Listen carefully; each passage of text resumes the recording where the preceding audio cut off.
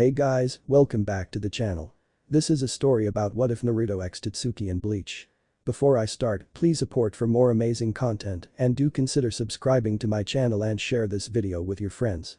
This is written by ICHeart and link in the description and support writer. Let's start the video. The Forsaken Fox. How long had it been since he sealed himself up into this freaking crystal? What was the point of doing this again? Oh yeah, he was contacted by Kami to help save the world in the future. Man, how many times had he done that? He did it once in the human world when Madara Uchiha thought he could control the world. Then he saved both dimensions when the Hollows and the Shinigami had their war close to 3,000 years ago. Man, that was such a pointless war as it didn't matter who killed who since they would just be reborn in either Soul Society, Yuko or the human world. Is he the only one who saw that neither side could ever win a war like that? If one side won then they would still lose as both sides needed to be balanced for everything to continue existing. Once he showed up though everything changed as he was the very first Vasto Lord and by far the most powerful.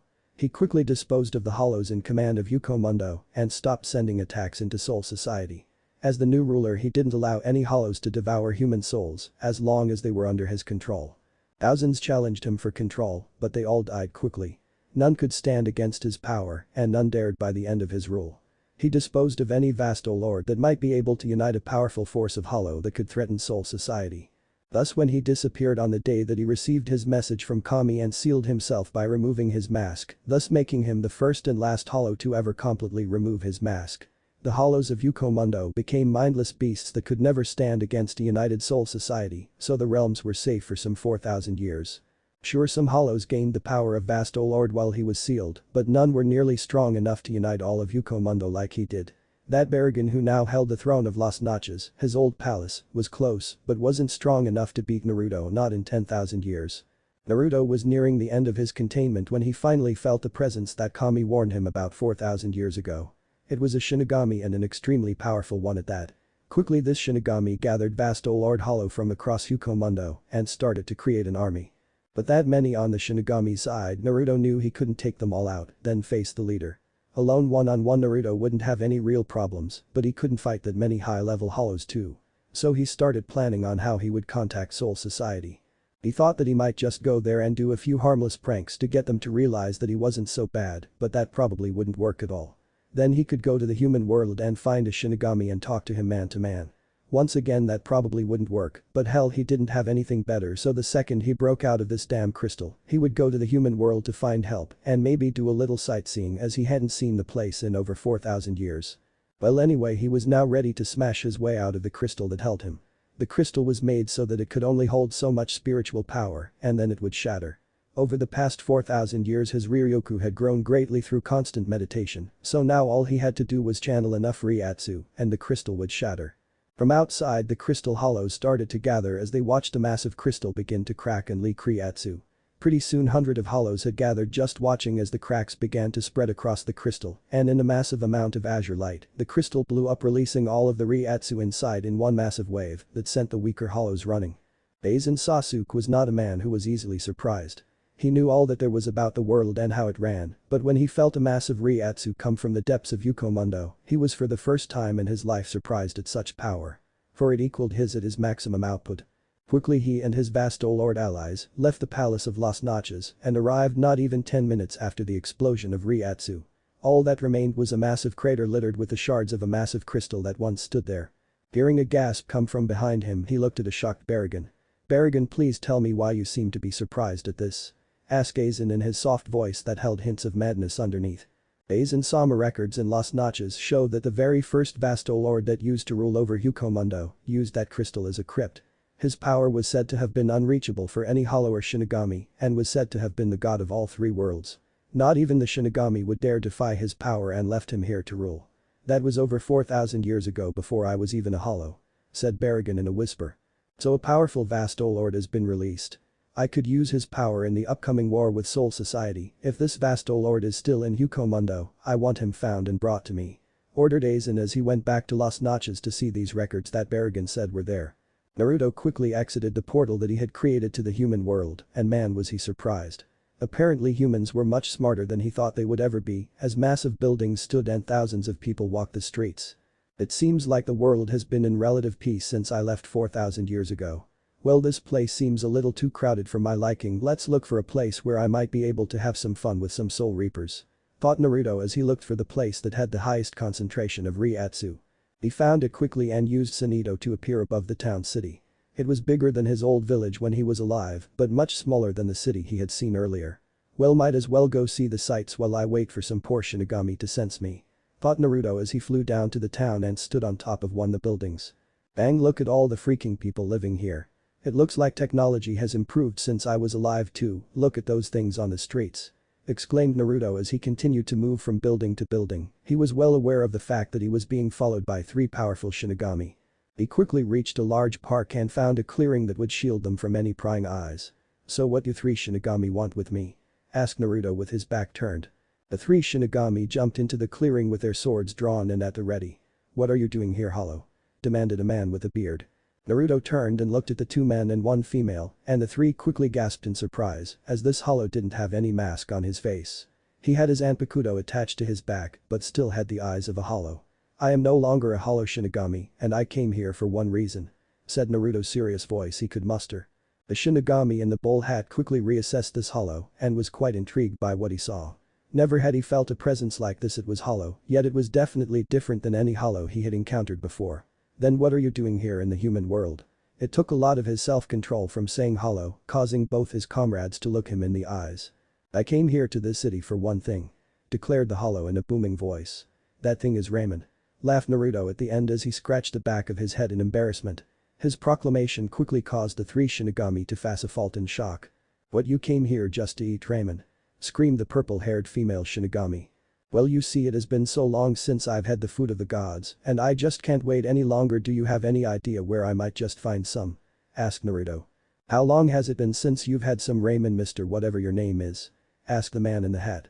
Oh, sorry, my name is Naruto Uzumaki, and I think that it has been some 4,000 years since I've had a bowl of hot ramen. Said Naruto to the shock of the 3 Shinigami. Did you just say that you were 4,000 years old? Yelled the man with a beard. Well, no, I'm actually around 6,000 years old. It has just been 4,000 years since I have come to the human world. So do you have anywhere I can eat? I'd be glad to tell you my story over a bowl of ramen, as long as you don't try to kill me, whatever your names are. Proposed Naruto. I don't sense any lies coming from this Hollow, if he even is a Hollow. Why not, we could learn some things from him. Though you're a Hara. I like this guy. Thought Isin. It looks like I'm about to be outvoted anyway. Thought Yuruchi, not sure if this is how you spell it. Sorry Naruto, my name is Kisuke Urahara, this is Isin Kurosaki, and this is Yuruchi Shinoin. Now if you would follow us, we will take you to my place where you can eat and tell us your fascinating story. I must say you are probably one of the most fascinating people I have ever seen. Said Urahara. Urahara was right, as Naruto was wearing a white cloak with azure trimmings on the edge. He had blonde spiky hair hung in front of his eyes a bit. His eyes were the eyes of a Hollow, but one could easily read the emotion in them. No, he definitely wasn't something you saw every day. They quickly reached Urahara's shop and were sitting down listening to Naruto as he told his story of when he was alive all the way up to the present while he was slurping down noodles. The 3 elder Shinigami were for a loss of words at the moment. They were here talking to the first ever Vasto Lord and the being that ended the great Shinigami Hollow Wars 5,000 years ago. Yet he didn't play the part and acted and looked like any normal teenager, and that is when they got the idea. So what do the 3 of you think? Asked Naruto as he finished his 50th bowl of ramen. Well, we would gladly help you, but you see, we need you to do a favor for us. Said Urahara. What is this favor that you want done? Asked Naruto, who was very curious to this favor. We want you to go back to school. Stated Isin as he read Urahara's mind. What? Shouted a surprised Naruto. Yep, but while in school you can learn about the world and we want you to help Isin's kid. His Reiatsu has been growing quickly and we fear that more Hollows might come after him. Well, I guess those are some good reasons. What the heck, I will do it, I haven't talked to people my age in so long. Said Naruto to the confusion of the 3 Shinigami. You're older than all of us, so how does that work? Asked Yuruchi. Well, you see, you all are really old looking. Shouted Naruto to the anger of Yuruchi and the amusement of Urahara and Isin. Sensing Yuruchi's anger, Urahara quickly changed topics. So if you aren't a Hollow anymore, what are you? Asked Urahara. Well, I guess you could call me a Forsaken, as this is what Kami called me when we talked. Said Naruto. I guess that is a pretty good name. Said Urahara. So how will I be able to go to this school in the first place? Asked Naruto. Well, I will make you a gigai and then I will buy you an apartment to stay in. Just be sure to study the books we get you and you should be fine. said Urahara as he walked into a room in the back. Okay, where are these books at? Asked Naruto. Right here, said Urahara as he brought a huge pile of books into the room. Oh okay, at least that shouldn't take too long to read since I can use my clones to read them, said Naruto. Clones? Questioned Yuruchi. Yep, I can use my Reiatsu to make clones that transfer any knowledge they learn back to me, said Naruto as he made 30 clones in that room and commanded them to start reading the books in the back room. Wow, that is handy, said Urahara. Got that straight, so where would this apartment be? Asked Naruto. Oh, don't worry, I will take you there later. Why don't you just go out in town and wait for me to make you a Kigai?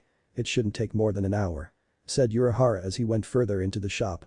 Well, I really have nothing better to do at the moment, and since no one can see me it would be pointless to out to town. So do the two of you want to spar a bit? Asked Naruto. You have yourself a challenge, Uzumaki, shouted Isin as he jumped to his feet while pulling Yuruchi to her feet at the same time. But let's just keep it at Shikai then, since we don't want anyone getting hurt too badly, said Naruto. So you know Shikai then? Asked Yuruchi. Yeah, I had like 4,000 years to meet and get to know my Zanpakuto. Learned all stages of both the Hollow and Shinigami releases, and I even found a way to mix both together for an ultimate release. But I only will ever use that in a dire circumstance, said Naruto to the shock of both ex-captains. 2 hours later, after an intense spar between the first Vasto Lord and Shinigami 2 ex-captains, we find the two captains covered by numerous cuts from the blonde. Well, I guess the two of you have an idea the level I'm at, huh? Asked Naruto as the two captains nodded their heads. Yeah, I guess you weren't kidding when you said that you fought 5 Vasto Lord and still won, said Isin. I don't ever lie, believe it, yelled Naruto. How can you already be back to normal like that? Asked Yuruchi. Well, I've always had impressive stamina and advanced healing, even when I was alive. When I became a Vasto Lord, those features just multiplied in effectiveness, said Naruto. Well, Naruto, I'm pleased to tell you that I finished your Gigai while you were fighting. That Shikai of yours is quite dangerous and destructive, said Urahara as he led Naruto down the halls of his store. Well, you should see the Bankai then. It is about 10 times as effective as my Shikai, but I never will use it during a spar, said Naruto, to which Urahara just nodded his head. Well, I will give you your keys to the apartment and the address. From now on your name is Naruto Uzumaki, from a mountain town from northern Japan and school student. Don't worry about any of the things that you need in your apartment, I have food and money already prepared for you. You can go get clothing on your own time, said Urahara as he showed him his body.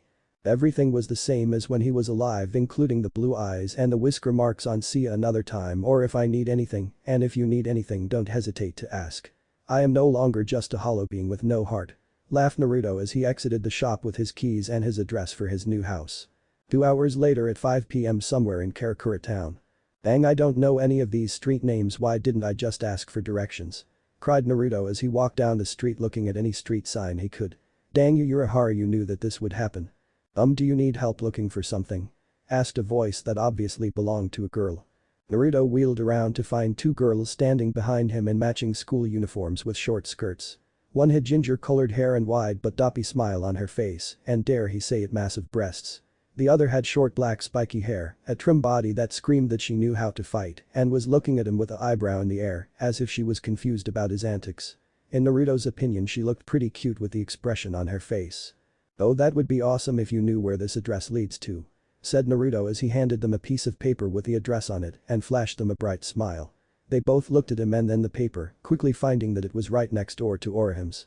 He seems nice enough with a smile and all.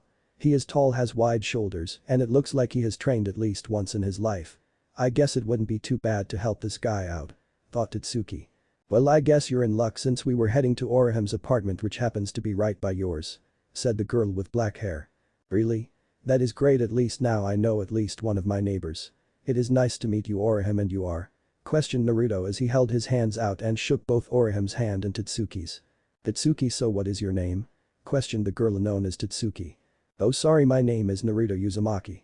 Sorry, but do you think I could stay with the two of you until we get there? Asked Naruto. That would be great. Maybe since you live by me you can eat dinner with us tonight. I know that you would love my cooking, said an excited Orihim while Tatsuki rolled her eyes. Yeah, no problem, I wouldn't feel right about just leaving you to wander the streets of Karakura, said Tatsuki as the group walked down the street with Naruto close behind, looking at all the marvels of the modern world. Why do you keep on looking at everything as if it was the first time you've seen it before? Questioned Tatsuki as she was on alert to everything the blonde did since she barely knew him. What? Oh, sorry, I grew up in a village in southern Japan. I have never been in a town like this before," said Naruto to their surprise. "Wow, so like this is the first time you've ever been to a place like this? Why did you come here then?" questioned Orihime. "Well, my guardian where I used to live died recently and I decided to come here so that I could achieve a better life. I am planning on attending Karakura High School tomorrow after I get situated tonight," said Naruto to their surprise. "Well, I'm sure you would also have trouble finding the school tomorrow. So Orihime and me can walk with you to school," offered Tatsuki. "That would be great. I didn't think I would find any friendly people here yet I found the two of you, or should I say you found me," said Naruto as he adopted a thinking pose, making Orihime giggle a bit and Tatsuki to smile. "So Naruto, do you have any hobbies?" asked Tatsuki as she wanted to get to know the guy better. "Yes, I do. I guess I like to training, reading, and practicing my swordsmanship. I dislike people who believe themselves to be better than anyone else and if someone has a stick shoved up their rear end," said Naruto. "Oh, you practice martial arts too, like Tatsuki. Maybe the two of you should spar sometime since Tatsuki is like one of the best in the state at martial arts," suggested Orihime. "I would enjoy that a bit. How about it, Tatsuki? Just name the time and place and I will show up, but of course it would only be a friendly spar. I don't want to end up with a black eye or anything," said Naruto. "Fine Naruto, maybe after school tomorrow we meet at the dojo I go to and we can spar. Maybe you can join the men's team if you are good enough," said Tatsuki. "You will just have to find out for yourselves if I'm good enough, Tatsuki," replied Naruto. "Yeah, I guess so. What is up with the lines on your cheeks?" asked Tatsuki. "Oh, my whisker marks, I've had them since I was born. I guess they are a birthmark and most people say I look like a fox because of them," said Naruto as he grinned a bit to show his foxy smile. "Oh, you do look like a fox. Maybe your fox demon was sealed inside of you when you were a child and those are the exact reasons why you had to be raised by a guardian and those whisker marks are the influence of the fox," suggested Orihime in an excited voice. Naruto stopped in place for a second but quickly realized that what she said was just a joke, or at least he thought that it was. Tatsuki saw him for a second freeze up and his eyes widen in surprise, but she just brushed it aside as he was probably just surprised by what Orihime came up with on the spot. "Wow, that was probably the most accurate guess about me from anyone I've ever known in my 6,000-year-old life," thought Naruto as he joined the conversation again and just told him everything he could about himself and listened to what they had to say about themselves. Dinner at Orihime's was nice and Naruto loved her cooking. It was some of the best food he had eaten, but not as good as ramen. Tatsuki could help herself from having her jaw hit the floor as Naruto ate Orihime's cooking and even had seconds. Pretty soon dinner ended and Naruto bid the two girls good night as he walked towards his apartment. Inside he found his dream come true as hundreds of cups of instant ramen filled every cupboard. "Remind me to thank Urahara when I see him again," he said to himself as he undressed and jumped into bed and quickly fell asleep. "So Tatsuki, what did you think of Naruto?" asked Orihime as the two sat on one of the couches.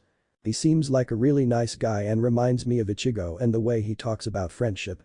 I guess I could grow to really like him," said Tatsuki to the surprise of Orihime. "Really? I thought it would take more than that just to accept a guy for you. I mean you barely tolerate Kigo, so I didn't think you would allow another guy to join our group," said Orihime.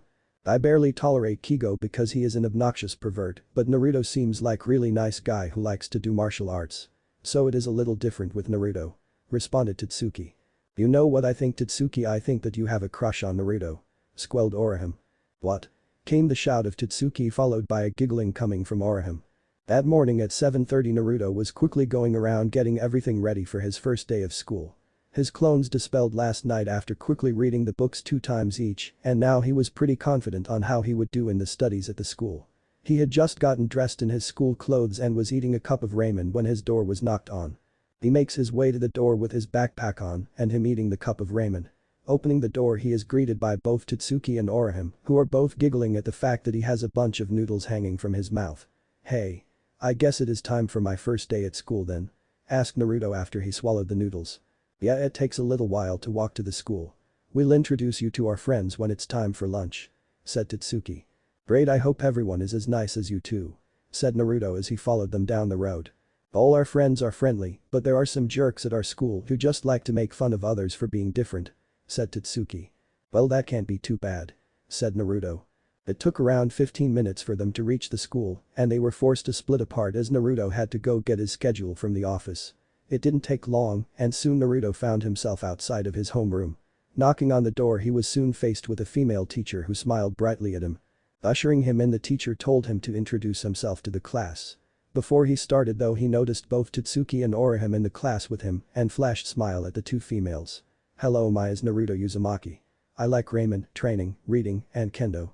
I dislike people who think they are better than everyone else and people who try and hurt my friends. My dreams for the future are to him. Holy crap man, you have orange hair. Shouted Naruto at the end as he pointed at Ichigo, who now was looking furious. Then again, I shouldn't be surprised since I had used to have friends who naturally had pink, blue, and silver hair, so orange is kind of refreshing. Laughed Naruto at the end, which caused Ichigo to calm down a bit. Both Tatsuki and Orihime were both trying not to laugh at this, as Tatsuki was the one who told Naruto to do it if he got placed in their homeroom. The teacher told him to take a seat at one of the two empty seats in the room. One was by Ichigo and the other was by Tatsuki, and since he knew Tatsuki he sat next to her and flashed a smile at her, causing her to blush a bit. Naruto quickly became bored from the lecture and looked around the room and noticed a few people who stood out above the rest. They were the tall Spanish-looking guy who he heard was named Sato, then there was the guy with glasses and seemed to act too much like Sasuke for his liking. These two seemed to stick out in his senses like Ichigo, Orihime, and Tatsuki did. Soon enough the lunch bell rang and Naruto was quickly dragged from his seat by both Tatsuki and Orihime and led to the roof of the building. Not that I don't mind two beautiful women dragging me to the roof, but why are we going to the roof in the first place? Asked Naruto, causing both women to blush a bit. Shut up Naruto, our group of friends and us always eat at the top of the roof. They should already be up there. Said Tatsuki as she dragged Naruto up the stairs with a blush still on her cheeks at Naruto, calling her beautiful. Hey guys, we thought we might just invite the new guy Naruto up here to eat lunch with us today. Said Tatsuki as she kicked open the door. There sat Chad, Ichigo, Kigo, and Muzuro all watching Naruto, who grinned at them. Nice to meet all of you. Said Naruto while scratching the back of his head. Nice to meet you Naruto. Came the deep voice of Chad. Nice to meet you too Sato, I think. Right Tatsuki? Asked Naruto as he turned to Tatsuki, who nodded her head. So Tatsuki and Orihime brought you up together, did they? Is there something you're not telling us, Mr. Whiskers? Shouted Kigo as he began to examine Naruto. But was suddenly kicked in the face by a mad Tatsuki.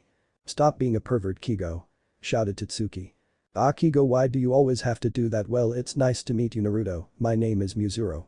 Said Muzuro as he shook the blonde's hand. I'm guessing that you're Strawberry then? Asked Naruto with a smile. Causing Ichigo to scowl before smirking. I guess that makes you correct fish cake. Said Ichigo, causing Naruto to grin back. We're going to get along just fine Guardian. Laughed Naruto as he shook Ichigo's hand. I hope so Maelstrom. Ichigo responded as he shook Naruto's hand back. For the rest of lunch the group just talked and ate their lunches, getting to know Naruto better, and for the first time in a while, Naruto actually felt accepted by others. Hopefully when that Shinigami makes his move all of them won't be caught in the crossfire. I swear that I will protect all of my new friends with my life. Thought Naruto as he looked at each of the people eating lunch. Tatsuki here even challenged Naruto to a spar after school today. You should all come and watch. Said Orihime, bringing Naruto out of his mind. It's just a friendly spar Orihime. I doubt everyone here wants to see some fight. Said Naruto, but when he saw the shocked faces on each of the guys he was confused. What, do I have something on my teeth? No, but Tatsuki rarely ever challenges anyone to a fight. It is usually just the other way around. Said Ichigo. Hey. Just because I normally don't go around challenging people to fights doesn't mean that I don't challenge people at all. Shouted Tatsuki. Well, the last time you challenged someone it was Ichigo, Tatsuki. Stated Orihime. So? Asked Tatsuki as she glared at everyone gathered around her besides Naruto, who watched all of this with interest. And nothing at all Tatsuki, just try not to kill our new friend. Said Muzuro. But that final piece of advice lunch ended and the rest of the day went without a single hitch until after school, when both Naruto and Tatsuki were both in sparring gear and were ready for their spar. Off to the side stood all of Naruto's new friends and most of the karate club. Begin. Shouted a person who was watching the match. Both combatants smirked at each other before running right at the other. Naruto had judged her strength before the fight began and was just around her level in everything, so this fight would be a battle of skill not strength. Tatsuki launched a series of punches and kicks that were aimed at throwing Naruto off guard. But being 6,000 years old had its advantages as Naruto dodged instead of blocking the attacks so that he wouldn't be put off balance. Finally seeing an opening, Naruto struck out with his fist and hit Tatsuki in the shoulder as she pulled back to avoid a more damaging area. Pushed off the attack, Tatsuki could see that she was outmatched by the blonde. He easily kept her on the defensive and didn't waste a single movement when he attacked or defended. Every time he spotted an opening he lashed out and hit a cluster of nerves that made whatever the appendage that was hit feel much heavier. Yet throughout the fight the blonde didn't look like he was even pushing himself to his limit. It infuriated her that there was such a gap in their skill. Finally Naruto got in close and landed several hits to her arms and legs, causing her to freeze up and fall to the ground. However, before she hit the ground she was wrapped by two large arms and picked up. She looked up to see Naruto smiling at her. "You did really good, Tatsuki, but you have room for improvement.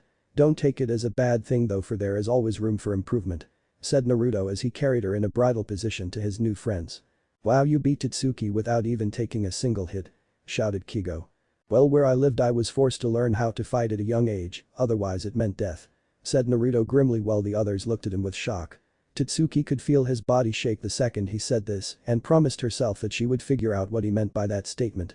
"What was that style of fighting you used there, Naruto?" asked Ichigo, who looked interested with the way the blonde beat his old rival. "Oh, that was a style that I learned from a friend of mine a while back ago. She called it the Juiken and it hit the nerve clusters on the body, causing them to freeze up and slow movements. I modified it a bit to add more flexibility to the style since I like to flow like the air," said Naruto. "Hey Naruto, why did you take it easy on me?" asked Tatsuki tiredly. "Sorry Tatsuki, it wasn't to hurt your pride or anything, but I wanted to know which one of us was more skilled, not who was stronger. I know this one style where I can smash the bones in the body," said Naruto as Tatsuki smiled and murmured a tired okay. "Well, does anyone know where Tatsuki lives? I should probably take her home. Since I am the one who put her into this position," said Naruto honestly. "No, don't worry about it Naruto, I'm feeling better now," said Tatsuki as she got out of Naruto's arms and began walking to collect her things. "No, you aren't Tatsuki. You know what that style does and you are in no condition to defend yourself, so I am going to walk you home despite what you say," said Naruto as he smiled at her. "Well, I can see that you have everything under control Naruto. Make sure she gets home, she is one of my oldest friends, so if you hurt her I will beat you senseless," warned Ichigo. "Don't worry, I would never hurt a friend of mine Ichigo. Tatsuki will reach her house without a single problem," answered Naruto truthfully, to which Ichigo smiled and nodded. "Well, we need to go study for a test tomorrow, but afterwards we are going to the mall, you should come with us," suggested Ichigo as Chad nodded and the group of males all left heading for Ichigo's home. "I might do that Ichigo. Tatsuki, you ready to leave yet?" asked Naruto as Tatsuki came out of the changing room ready to leave. "Yes, I am Naruto, I don't know why you have to escort me home," she responded. "Because I have seen horrible things in this world and have promised to protect every one of my friends," said Naruto as he walked out of the door with Tatsuki leaning against him for support. The walk to Tatsuki's was spent in mostly silence, with a few words spoken here and there, but it was a comfortable silence. Nearing her house, Tatsuki decided to question Naruto on something that nagged her since they left the dojo. "Naruto, what were you talking about when you said that you've seen horrible things before?" asked Tatsuki softly. She felt his body tighten in response and knew whatever it was hurt him deeply. "Tatsuki, I trust you a lot and you are a great friend, but I don't feel like talking about it.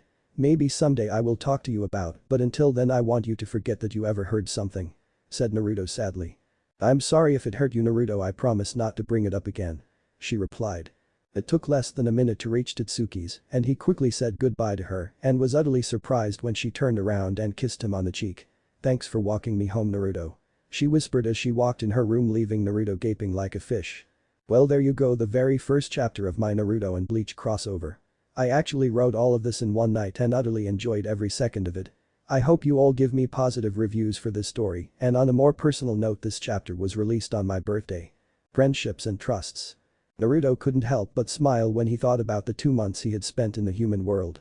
There hadn't been a single hollow sighting in the town since he arrived, but he didn't think this would last as Ichigo began to leak Kriatsu.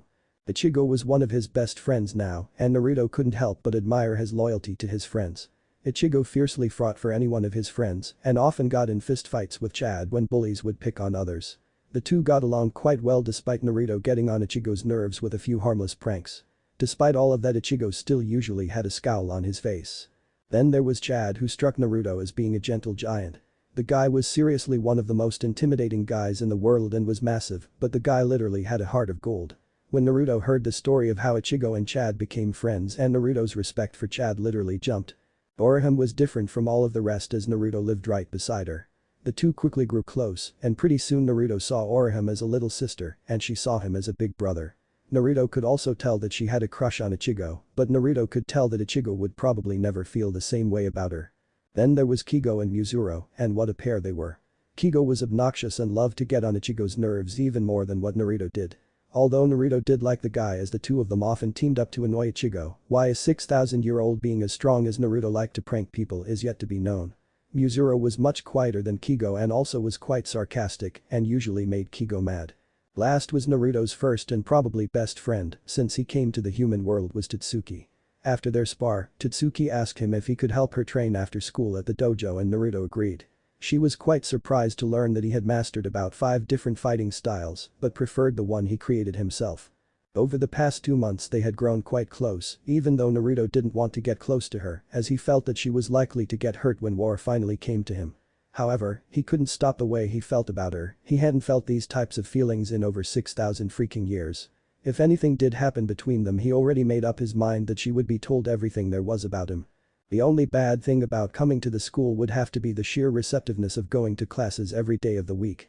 He would wake up, eat ramen, meet Tatsuki and Orihime, go to school, not pay attention but still do amazing, eat lunch and talk, more not paying attention, spar with Tatsuki, hang out with all of his friends, go Uraharas and train, and finally go to sleep.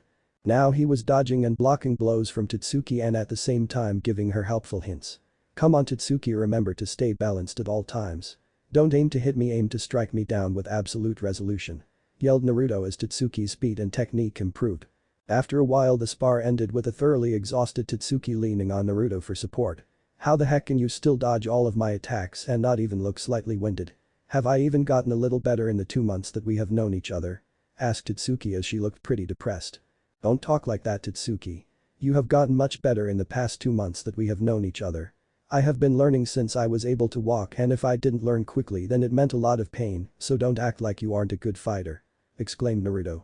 Yeah but still I wish I could at least land a hit on you. She tried to reason. What you dislike me so much that you rough me up a bit? Asked Naruto teasingly to which Tatsuki punched him on the shoulder playfully. No, but it would make me feel better about myself. So what are you doing later tonight? Asked Tatsuki. So far I have nothing planned. Why? Asked Naruto. Well my parents wanted to get to know you since we've been training together for the past 2 months. So I wanted to know if you could come over later tonight for dinner. Asked Tatsuki. Wait.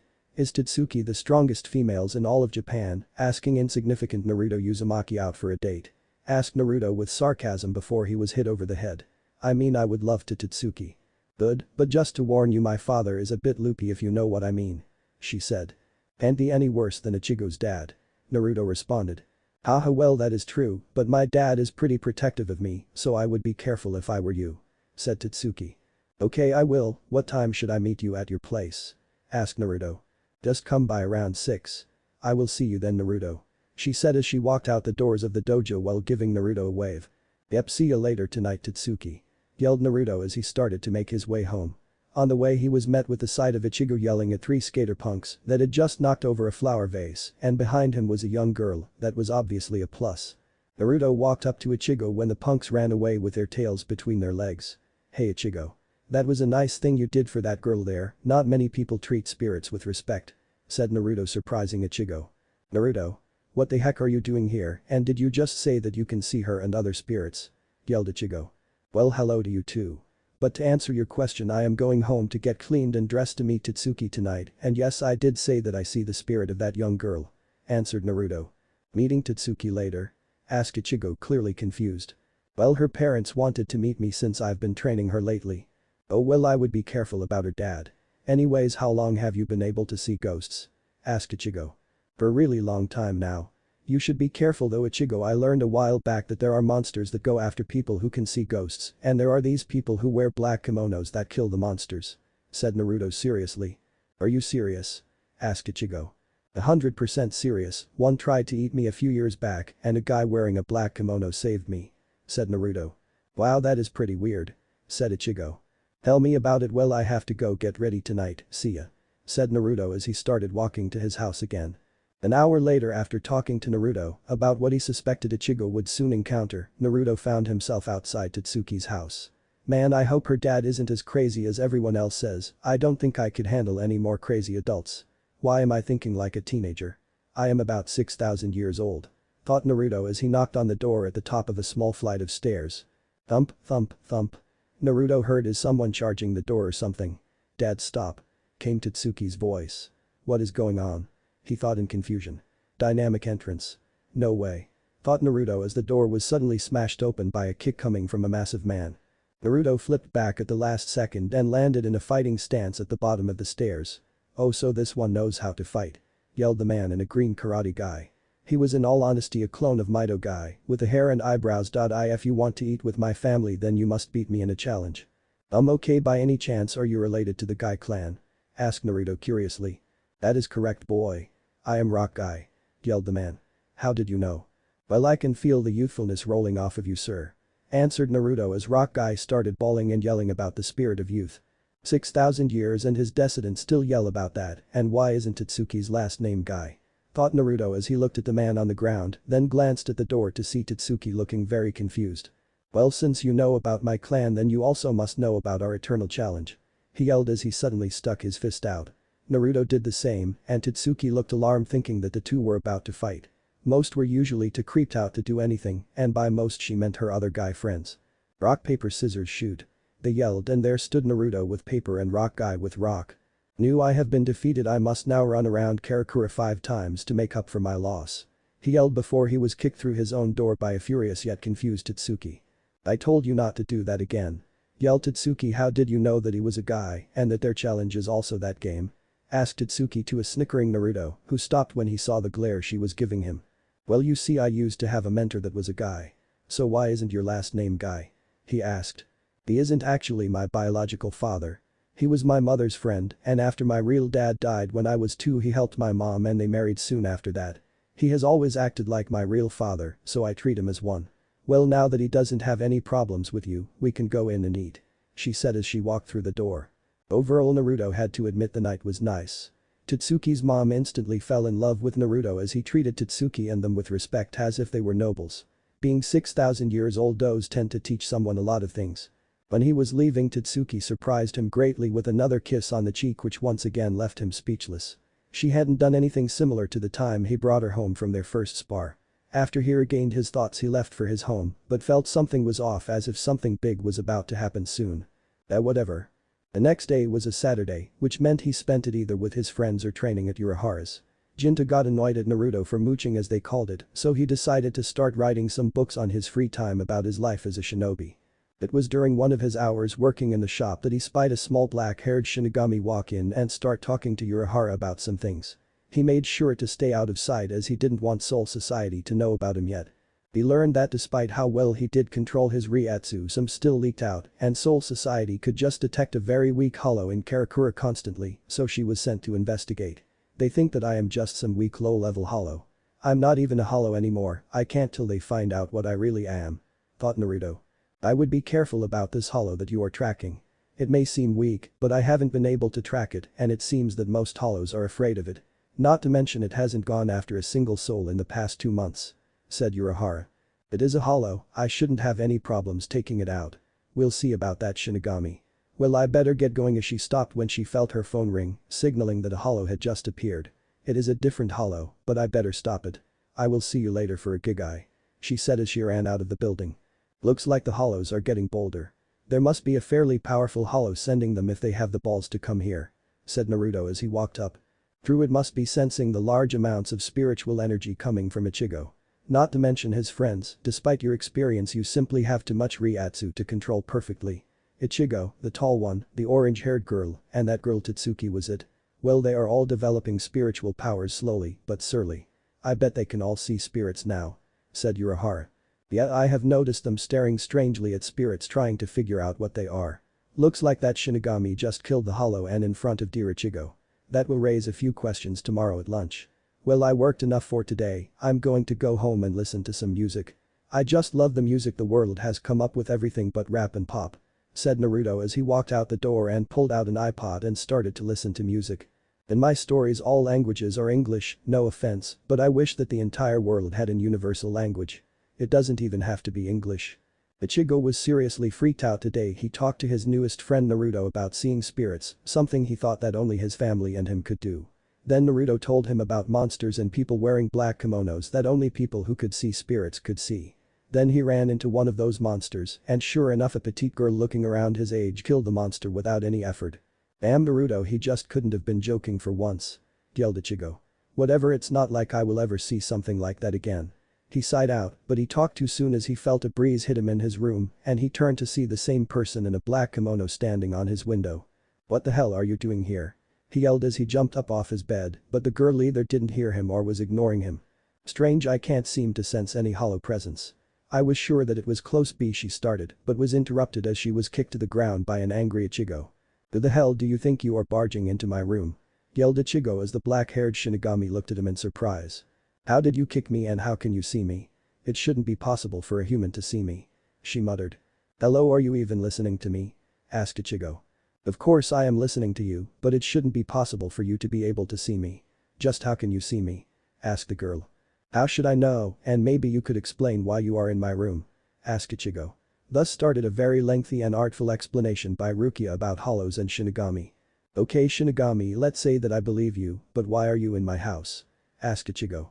"I sensed a hollow close to your house and was pursuing it, but when I got here I lost it," she said, but suddenly the door opened up and Yuzu was there barely standing. Ichigo car Karen's in TTR trouble," she said weakly and collapsed right on the floor. "Damn it Karen," yelled Ichigo as he made for the door but was suddenly restrained by an invisible force. "Stay here, you stand no chance against a hollow. I will go save your sister," said the Shinigami as she ran out the door and down the stairs. But Ichigo got to his feet and followed her down the stairs. "Karen," yelled Ichigo as he landed by the Shinigami. Said Shinigami could see Ichigo's body tensing up and it was clear he was trying to break from the spell. "Stop trying to get out of that spell. It could damage your soul if you try to break out," shouted the Shinigami, but Ichigo didn't listen. Suddenly she started to feel Ryatsu start to leak from the human. A small blue wispy cloud formed around him and suddenly he shattered the yellow-colored spell to her amazement. This amazement soon turned to horror as the human charged the hollow and was smacked to the side hard. Forgetting about the girl in its arms, the large hollow charged Ichigo with its mouth wide open. Just before the hollow reached him, Ichigo closed his eyes but soon found the Shinigami standing in front of him with some of her blood splattered on him. "Why?" asked Ichigo to the struggling Shinigami. "It is the duty of every Shinigami to protect the souls of others," she said as she flung the hollow back with the last of her energy. "I don't have the energy to beat it now," she said as she leaned against the wall. "What are we going to do then?" asked Ichigo quickly as the hollow stood up. "Take my sword, I am going to give you some of my power," she said as Ichigo grabbed her sword. "What do I do with it?" he asked confused. "You have to stab yourself in the heart to gain some of my power," she said. "What?" yelled Ichigo as the hollow began to charge. "Hurry, you don't have much time," she shouted. "Fine then Shinigami," he said as he positioned the sword at his heart. "My name isn't Shinigami, it's Rukia Kichiki," she said. Ichigo Kurosaki," said Ichigo as he stabbed himself just before the hollow reached him. An explosion of white energy came from where Ichigo used to stand. Suddenly the hollow howled in pain as its arm flew off and blood flew everywhere. Ichigo was behind the hollow wearing a black kimono with a massive sword held in a two-handed grip. "I didn't mean to give him that much power," thought Rukia as she watched Ichigo in awe. Meanwhile some background music was playing, making the scene seem pretty epic. "Where is that music coming from?" asked Ichigo in wonder, but then his eyes popped out of his head as he saw a teen walk across the street without even looking. He was carrying a massive jukebox and had blonde spiky hair. "I love this epic music," yelled Naruto in triumph as he turned the corner and disappeared from view. Meanwhile everyone else including the hollow had huge sweat drops forming on their faces. Forgetting that issue, Ichigo turned around and cut straight through the hollow's mask, ending the fight. "So you gave this boy your powers so that he could save his family, Ms. Kichiki?" asked Urahara as he waved his fan in his face. "I had to do something. I'm going to need a Gigai so that I can regain my powers before Soul Society finds out," said Rukia. "Don't worry, I have your Gigai ready now," said Urahara as he walked back and grabbed Rukia's Gigai. Rukia quickly left for what would become her new home in the Kurosaki house. "So it begins," muttered Urahara as he went back to bed for the night. The next morning Ichigo was extremely confused. None of his family remembered the event that happened last night and they believed that a truck drove through their home. He couldn't even remember anything after he killed the hollow. So he shrugged it off and went to school, hoping that last night's event was a one-time thing. He quickly ran into Naruto, who was once again walking to school with Tatsuki and Orihime. "Hey Ichigo, sorry about what happened at your house last night. If I would have known then I would have checked up on you guys," said Naruto. "What happened at Ichigo's house last night?" asked Tatsuki. "Newspaper said that a truck drove through the wall and left. Someone could have gotten hurt pretty badly," said Naruto. "Or maybe it was some type of battle between a monster and an ancient satellite," exclaimed Orihime as Ichigo looked at her in surprise and Naruto looked at her questioningly. There she goes again predicting the same thing that actually happened, thought Naruto. Did she just guess that or does she know? Thought Ichigo, but he quickly dismissed it and chalked it up as nothing more than a guess. They all proceeded into homeroom and took their seats, with Naruto being behind Ichigo and between Tatsuki on his left and Orihime on his right. Class, today we are having a new student join us today. I would like to introduce you to Rukia Kichiki. As the new girl walked in, Naruto smirked, Ichigo's mouth dropped and Kigo got hearts in his eyes. Hi, my name is Rukia and I can't wait to get to know you. She said in a pleasant voice that Naruto and Ichigo could tell was fake. I have to go to the office for a few minutes, don't destroy the room while I'm gone. Rukia, you can go over and sit by Ichigo, he is the one with orange hair and a scowl permanently on his face. She said as she left. She slowly walked over to Ichigo while he looked at her in horror. Hello, you must be Ichigo. It sure is a pleasure to meet you. She said as she shook his hands. Unnoticed by everyone but Naruto, she gave him a note which caused Ichigo to pale slightly. Class was quite normal besides Ichigo looking awkwardly at Rukia while Naruto snickered behind him. Soon it was time for lunch and Naruto disappeared before anyone knew what happened. Rukia dragged Ichigo to the school roof to explain what she was doing here in the first place. When they got there, Ichigo proceeded to ask Rukia what she was doing and Rukia was about to answer before they were interrupted. So that is why you kept looking at her, Ichigo? Came a voice from the other side of the roof. They looked over and saw Naruto leaning against one of the walls with a sly smile. What are you doing up here, Naruto? Shouted Ichigo. I could ask you the same thing. Gonna make out with a new student, Ichigo? Asked Naruto with a fox-like smile. This comment caused both Rukia and Ichigo to blush. Shut up, Naruto. Rukia just wanted to talk to me about a few things. Shouted Ichigo as tried to will the blush away. Sure, that's what she wanted. Well, I'll let the two of you get back to whatever you were going to do. I'll go eat lunch with Tatsuki and Ichigo, don't forget to be safe. Said Naruto as he walked through the door on the roof. Who is that and why does he seem so strange? Asked Rukia. That's Naruto, he moved here 2 months ago. He is a nice guy but likes to prank a lot of people and he is mostly mystery, he just pops up at random times. Said Ichigo. So with it the next few weeks went by in a blur. Ichigo's powers grew quickly with Rukia's guidance while Naruto watched from the sidelines. He would only help if the other was in mortal danger. The only time he broke his own rule of helping from the sidelines was when Orihime's real brother became a hollow and tried to kill Orihime and Tatsuki. Man, he was pissed when the thing was about to swallow Tatsuki. He jumped from the doorway in his human form and sent it flying out the wall, right in front of Ichigo, who had just arrived. Rukia felt the presence of a second hollow that night but never found it. After that night, Naruto became much more protective of his friends and his friendship with Tatsuki grew even more as he spent most of his free time with her and most of their friends joked about them being lovers. This usually resulted in a few broken noses and some unfortunate pranks being performed. Denied all he wanted, Naruto knew that he was attracted to Tatsuki and this scared him as he had never felt feelings like this in over 6,000 years. If he wanted to continue being friends with her, then he would have to tell her everything about himself. She was even starting to be able to sense Reiatsu and would often comment on feeling warm energy surrounding her when she was in Naruto's presence. It wouldn't take too much for her to develop spiritual powers, a life and death situation would definitely do that to her. Naruto even promised himself that if that ever happened he would explain everything to her and train her to defend herself in the future. Especially since he knew his Reiatsu spiked when it was around her most of the time, Soul Society would send some more people to investigate. Probably when they came to retrieve Rukia. Naruto quickly became Rukia's friends despite his jabs at Ichigo and hers relationship. He could tell that they were perfect for each other, no one else could motivate Ichigo like she did and no one was stubborn enough to provoke Rukia like Ichigo was. Whenever commented on how they would make a cute couple, they immediately blushed and tried to deny it. Too bad they were both just too stubborn for their own good, otherwise he was sure that the two would be the perfect couple. It had been a month and a half since Rukia arrived in Karakura and Ichigo became a Shinigami when Naruto was approached by Tatsuki with a request right after school. Naruto, could I ask you something? Asked Tatsuki, who looked extremely nervous. Sure Tatsuki, what do you want to know? He asked with concern as he wasn't used to her being nervous. Well, since we finished our final this year and the last week of school isn't important. I wanted to know if you would come with my family and I to the National Women's Mixed Martial Arts Tournament as my coach. She asked hopefully. Naruto was floored, he hadn't expected something like that to be asked, but it did sound fun. Sure, as long as your parents don't have any problems with me coming along. When will we be leaving then? Responded Naruto with a smile. Great, we will be leaving in 2 days for the tournament, it is in northern Japan. She said. Well, it's a good thing that I've earned some money lately so we can go sightseeing when you don't have to fight. Said Naruto, which confused Tatsuki. How did you earn that money, Naruto? asked Tatsuki.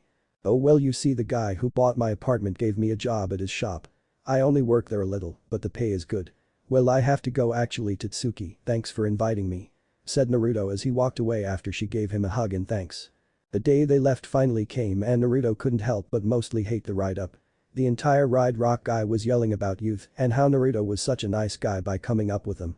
Tatsuki's mom was practically an older version of Tatsuki but wasn't as tomboyish. She was extremely nice and warmed up to Naruto immediately. Most of the drive was passed by the two discussing Tatsuki's techniques and some minor things like Ichigo and Rukia's relationship, which got laughs out of both. They were about 2 hours away from the place when all but Guy and Naruto were sleeping. It was during this time that Naruto believed would be good to write a few notes for his story about his life before he died. He was almost done with the first story, which led up to his failed retrieval of his best friend. Tatsuki woke up to see Naruto writing some things on an empty piece of parchment and wondered what it was for. "Naruto, what are you doing?" she asked as Naruto looked at her in surprise. "Oh well, when I moved here I decided to try and write a fantasy story and well, I'm almost done with it. I only have one chapter left before I am done," replied Naruto. "You're writing a fantasy novel?" asked Tatsuki. "Yeah, I am, if you want you can read the first 3 chapters. I have them with me at the moment," he said as he pulled out a bunch of papers from one of his bags. "Sure, I hope you're as good at writing as you are at fighting," she said jokingly. "If I'm only half as good at writing as I am at fighting, then that will be a bestseller," he joked back as Tatsuki began to read the first chapter as Naruto continued to write. An hour later Tatsuki was thoroughly impressed by the book. "How did you come up with the character and the idea for the book?" she asked in awe as Naruto looked sheepish. "Well, remember when Orihime asked me about my birthmarks, well, the boy getting sealed with a demon really struck me as a good idea. Then the rest came from people I've met and legends that were told to me," he said. "I like how you added my dad as a character in the book," she whispered. "Well, the guys are an extremely old family and I thought that it would be appropriate to put someone like him in it," Naruto said quickly, hoping she didn't realize that he wrote the chapter before he met her dad. "So when will you publish it, Mr. Author?" she asked teasingly. "Well, the guy who bought my apartment said he would try to publish the book. So sometime over the summer it will be published," he responded. They soon arrived at the busy town and found their rooms at one of the hotels. Naruto got his own while Tatsuki and her family got one to themselves. That night was spent relaxing as the next morning would be the start of the 3-day tournament. The first round of the tournament for Tatsuki was just too easy for her. Wearing a white and azure guy with the kanji for fox on her back to show that she was trained by Naruto, she knocked her opponent out in just 2 weak punches. Coming off the mat she was hugged by Naruto while he whispered into her ear. "Told you that your punches hurt." The next round proceeded in the same fashion as she quickly knocked the other girl out using the style she invented while practicing with Naruto. It utilized fast powerful strikes and flexibility to decimate your opponent's defenses. That night was again a night of relaxation as the next day was the matches that led up to the finals. She destroyed her first opponent again while becoming frustrated that no one could give her a good fight. In the semis her opponent was much tougher but nowhere near Naruto's level. They both were in a dance of fists and kicks trying to break through the other's guard. Each blow was powerful and would leave most on the ground with broken bones. Tatsuki pivoted right and sent a kick towards her opponent's head but it was caught at the last second. Quickly spinning in air she brought her other foot around and nailed the other girl in the ribs, breaking a few in the process. Seeing she had the advantage she jumped up and started pushing the other girl back to the edge of the mat. With a ferocious yell she launched a haymaker at the other girl and knocked her right out of the ring. Tatsuki jumped off the ring and immediately hugged Naruto in giant hug while screaming that she was in the finals. Naruto hugged her back and felt great considering that his pupil and best friend, maybe even more than that, was in the finals of the national tournament. In that moment he decided that no matter what happened tomorrow he would tell her all of his secrets. The finals in the tournament came quickly and soon Tatsuki and Naruto found themselves in a massive arena with a ring in the center for the fight. On the other side was a massive girl that had tan skin and looked quite mannish, she had a tribal tattoo on her faces. Scary Movie 4, when they have the boxing scene. Least favorite scary movie, but it fits the bill. Is she on beaver tranks or something? Asked Naruto in bewilderment as he eyed the girl, causing Tatsuki to snort in laughter. Probably not, Naruto, but got any tips on how to fight her? She asked hopefully. Never give up and remember everything I've taught you and there is no way she will be able to beat you. Remember though, win or loss, I'm proud of you, Tatsuki. He said, which caused her to smile and blush at him. Thanks, Naruto. She said shyly. Don't thank me yet, go in there and kick her in the balls. He said, causing her to giggle and get in the ring with the other girl. Soon the fight started and both girls were pounding on each other. Tatsuki was dodging all of her opponent's attacks and countering with her own when she was open. Seeing the size of her opponent, she knew that she had slow but powerful attacks that would be able to devastate her small frame. During the fight, Naruto sensed hundreds of hollows appear in Karakura. Ichigo and another presence he recognized as Uryu were killing hollows left and right. I knew that kid had spiritual energy. Then he felt the presence of the Mino's Grand Jillian class, which caused him to frown. Ichigo would have trouble fighting one of those at his current level, but he would have to trust him enough. The problem was that Tatsuki saw Naruto frown in the corner of her eye and misread it as something she was doing wrong. With that, all of her fighting will was sucked out of her, resulting in her getting hit hard a couple of times and getting sent to the edge of the ring. Naruto saw her lose the will to fight and became worried about the girl he cared deeply for. This wasn't a Tatsuki, he knew what happened to her will. "Come on Tatsuki, don't give up. I believe in you and I know you can be her," he yelled. Hearing Naruto's words spurred her into action just before the other girl kicked her out of the ring. Rolling to the side, she tripped the other and planted both of her arms on the ground and launched her feet up, catching the girl and mule kick to her jaw. "Thank you Naruto, I knew you believed in me," she thought as she charged the recovering girl. Tatsuki triumphed in the end and launched herself at Naruto and hugged him for all it was worth as he laughed happily. Breaking apart for 1 second, Tatsuki did the most bold thing he could ever think of and kissed him right on the lips. Naruto stood there shocked for a second, but soon that shock was replaced by pleasure as he kissed her back. "Yes, tonight I will tell her everything about myself. If she still accepts me, then I will tell her my feelings," he thought as she pulled away. "We have to talk tonight Tatsuki, I have to tell you some things that you need to know about me," said Naruto seriously. "Okay, I hope it isn't too bad," she responded with a smile. "It all depends on your opinion Tatsuki," he said as he finally noticed everyone in the stadium staring at him. "Maybe we should go find somewhere more quiet," he asked as Tatsuki nodded as she realized their predicament. A few hours later, as it started to turn dark over the village they were at, Naruto and Tatsuki took a walk through one of the town's old fields. Boulders and ruins covered the fields, giving off a romantic backdrop as the setting sun hit the field. "So Naruto, what is it that you have to tell me?" she asked in annoyance as Naruto would simply not do anything until he told her. "Tatsuki, what I'm about to tell you cannot ever leave this area. It will affect the way you look at me for the rest of your life. Whether it is a good thing or a bad thing completely rests upon you," said Naruto seriously as Tatsuki looked at him confused. "What is it Naruto?" she asked kindly. "Do you know that book I'm writing?" he asked, which got him a confused nod from Tatsuki.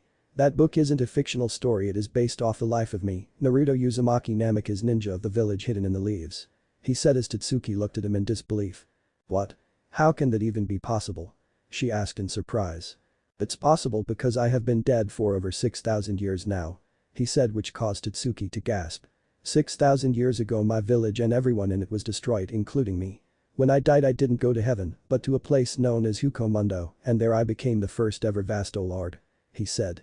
For the next hour Naruto told her everything he knew about hollows, shinigami, wizards, and arankers. During that time he felt 3 powerful beings enter the world of the living, and with them was a 4th weaker power. 2 of the powerful Ryatsus started to rapidly approach their position as he finished his story. "So now that you know what I am, what I have done, what do you truly think about me Tatsuki?" asked Naruto in the most serious voice he could muster. Tatsuki was confused about a number of things. She wasn't confused on what Naruto had just told her as he explained everything perfectly, but she was confused about the part that Naruto was half hollow and half shinigami and that he was about 6,000 years old. Finally it clicked in her head and she turned in his direction and met his azure-colored eyes. "I don't care what you are Naruto, you are you and that is what I love," she said, admitting that she loved him in the process. Naruto smiled at her warmly and replied. "And I love you too Tatsuki." They both leaned and met in a passionate kiss that sent electricity throughout both of their bodies. It was during this embrace that the 2 captain class shinigami landed in the field and looked around as if looking for something. "Who are they?" Tatsuki asked as she broke the kiss. "We have a problem Tatsuki, they are shinigami and are most likely here to kill me. Don't look at them after we start fighting, I want you to run and hide. They are very powerful, but I should be able to defeat them, can't kill them since I will need their help," he said. Tatsuki looked like she was about to protest before she nodded and looked away as Naruto stood up and looked at the strange men. One was a massive man standing around 6'9" and the other was much shorter. The taller man had an eye patch and bells hanging from the tips of his black spiky hair. The shorter one looked extremely serious and had white-colored hair. "So what do you fine gentlemen want this evening?" Naruto asked, kindly surprising the 2 shinigami. "How can you see us?" asked the shorter one. "Well, I can see you because I believe that you are here to kill me shinigami," said Naruto as he took out a pill and swallowed it, ejecting his soul from his body. His body picked itself up, ran to cover quickly. Naruto still had his blonde hair but was now wearing a white hakama with azure trimming, and at his side was a katana. He looked up and stared at the Shinigami, causing them to gasp in surprise, for his once azure eyes were gone and replaced with the eyes of a hollow. "You're the hollow we were sent to kill. What are you? You are not like any hollow we have ever seen before," asked the shorter Shinigami. "Yes, I am. My name is Naruto Uzumaki Namikaze, and I am the first vast Lord and the forsaken god of Yukomundo. You do not stand a chance against me, Shinigami," yelled Naruto as he pulled his sword from his sheath. There you have it, the second chapter of The Forsaken Fox. Sorry if you didn't like all of the fluff and lack of combat, but at least next chapter will have Naruto's first true fight with Shinigami, and it will also have a small variant of Ichigo's fight with Byakuya. Also, Tatsuki will manifest her powers next chapter. Don't forget to review and give me your input and ideas. Also check out Rise from the Eternal Ashes, as that story is finally nearing its end. So it begins. "That's impossible. The first vast Lord disappeared about 4,000 years ago after the Hollow Shinigami Wars," shouted the shorter captain with the white hair. "Well, I did disappear, but I wasn't killed by anyone back then.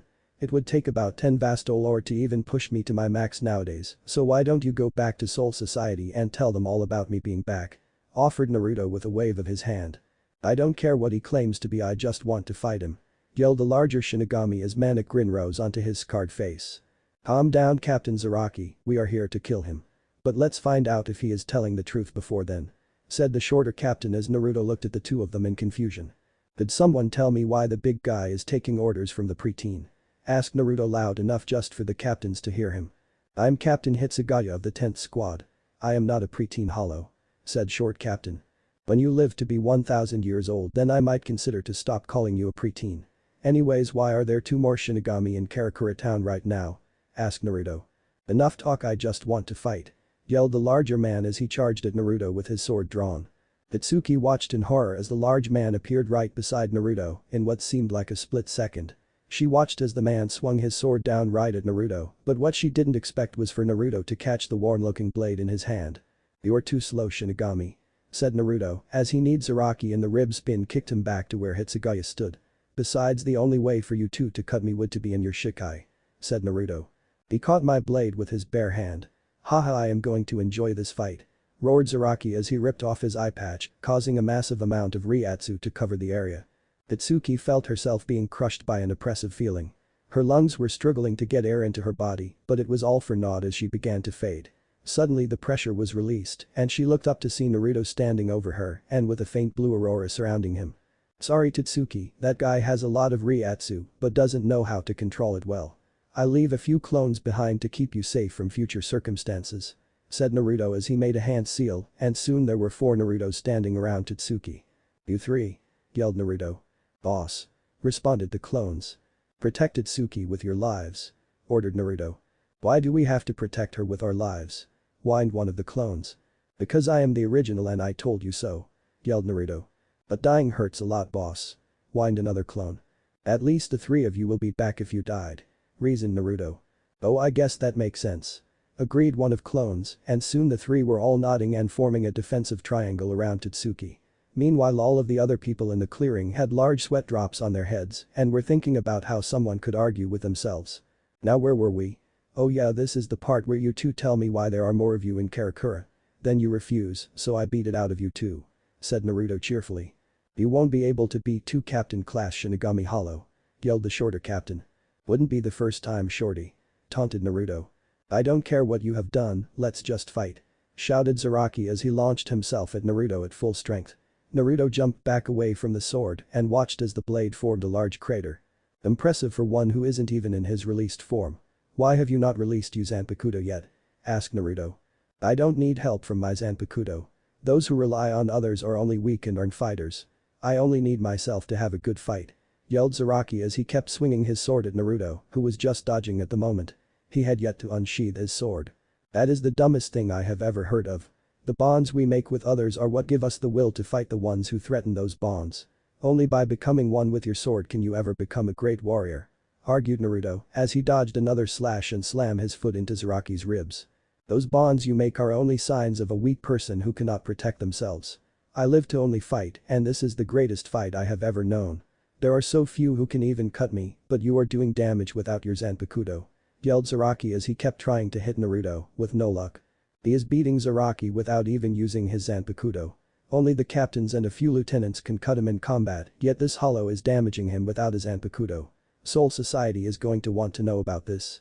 Thought Hitsugaya as he frowned at the one-sided fight. Fight me at your full power. Yelled Zaraki as he tried yet again to decapitate a dodging Naruto. I don't need to do that to beat you. Yelled Naruto as he dodged and kicked out one of Zaraki's legs. He then pivoted on his hands and brought the other foot around and kicking Zaraki across the ground. Let me show you a move I developed when I was alive 6,000 years ago. Yelled Naruto as he brought his hands together and made 3 clones of himself. They surrounded the now standing Zaraki and got into fighting stances. They all charged from different directions at the prepared captain. So when a clone smashed from the ground underneath Zaraki and plunged its fist into his chin sending him skyward, he was honestly surprised. The 3 clones and the original all jumped into the air following him. 2 of the clones smashed into him sending him even higher, but the 3rd clone grabbed the original and threw him high above Zaraki. This is the Naruto Uzumaki Renden. Yelled Naruto as he dove down at Zaraki and heel kicked him back to the ground, causing a deep crater in the process. Naruto landed gracefully in front of the other captain and stared him down. Do you want some too? Asked Naruto. I won't underestimate you like Captain Zaraki did hollow. Set upon the frozen heavens Hyorinmaru. Yelled Hitsugaya activating his Shikai in the process. A dragon made of ice flew from the tip of his sword and surrounded the short captain and stared Naruto down. So you have an ice elemental Zanpakuto. It is so similar to mine too, here let me show you. Said Naruto as he finally drew his blade. Oh, boss is about to bring the pain on that shrimp. Yelled a clone close to Tatsuki, causing her to look at him in confusion. Boss's Shikai brings out a whole lot of power that only a few could ever hope to match. The amount of Reiatsu that it releases is beyond what is released by the big brute at the bottom of the crater. Explained another clone. Naruto's Zanpakuto began to glow a navy blue as lightning flashed across darkened sky as clouds covered the moon and stars.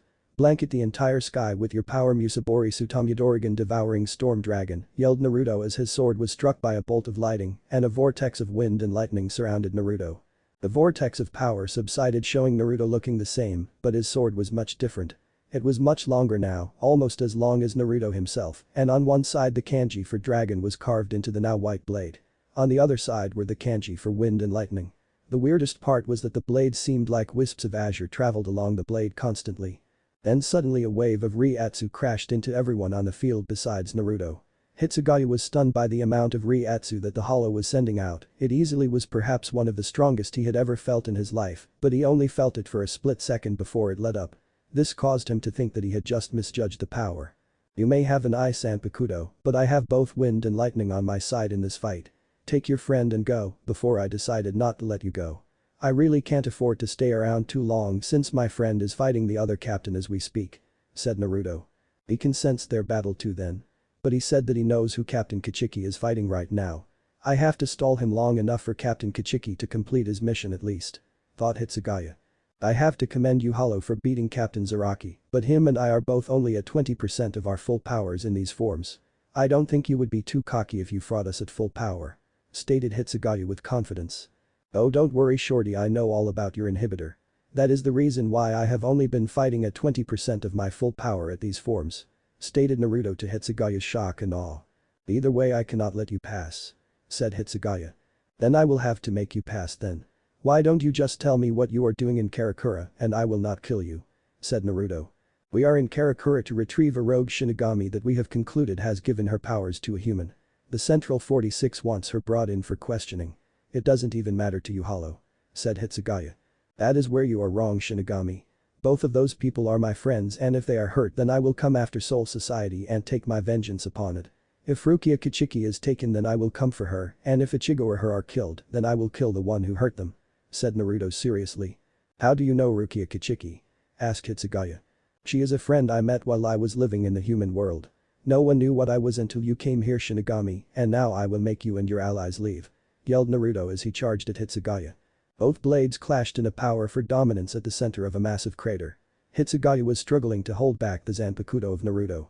Finally he pushed as much power as he could into his sword and pushed Naruto back. Naruto jumped into the air and landed some 15 meters away. Is that all a Shikai of a captain has? If that is all then the all realms of existence are done for. Cards have already been set into motion and Soul Society has turned a blind eye away from the growing darkness.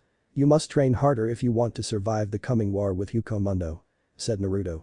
"What are you talking about, Hollow? Are the rest of your kind going to rally and invade Soul Society behind your banner? Yukomundo has not been united for 4,000 years and it will remain that way even if you claim to be the former god of Yukomundo," stated the captain. "No, it isn't me that you should be worrying about. There is another just as powerful as me in your own ranks and pretty soon he will have an army capable of destroying all of existence. I alone cannot stop him and his ever-growing army. Now show me if the Shinigami are not completely useless like I believe," stated Naruto as he charged at Hitsugaya. Naruto pushed back the younger inexperienced captain with ease. Each slash was powerful and purposeful without a single wasted movement between attacks, and Hitsugaya was doing his hardest not to be skewered by the Zanpakuto. He wasn't as good as Araki, but he was much quicker and able to stay away from each of Naruto's attack. He jumped back and launched a dragon of ice right at Naruto, who just stood there waiting for the attack to hit. He lifted his arm and took the dragon straight to the palm of the hand and didn't waver an inch. It was at this moment that they felt a massive spike of Reiatsu coming from Karakura town. One that signals the release of Shikai for the first time. Well, it seems that Ichigo was able to release his Shikai quite early, won't that make things interesting? Asked Naruto to the small captain. There is no way a new Shinigami could ever release Shikai that early. Even then he is no match for Captain Kichiki, stated Hitsugaya. Doesn't matter, now he is strong enough to at least survive long enough, said Naruto as he struck again, but Hitsugaya jumped high into the air and launched another dragon at Naruto. The same move? Asked Naruto as he waved his sword and a massive dragon flew from the tip. Its body seemed to be like a twister spinning with lightning bolts keeping the shape together. Naruto pointed his sword right at the approaching ice dragon and his flew straight at the dragon. Both dragons collided in midair, but Naruto's plowed straight through the one made of ice. It continued on to the surprised captain and hit him straight on. The dragon carried him straight into the ground and exploded with a burst of energy. Naruto walked over to the battered form of the smaller captain and picked him up by the collar and looked him in the eyes. "I am going to let you and your fellow captains go, but when you see all of the others tell them that I don't let my friends down and that Rukia Kichiki will be rescued within the month. Make sure to tell them that I am the forsaken god of Yukomundo, Naruto Uzumaki Namikaze," said Naruto as he walked over to the other captain and lifted him up on his shoulder. "Well, see you again, shorty," said Naruto as he opened a gate to Soul Society and threw the two captains right in and slammed the door. "Boss.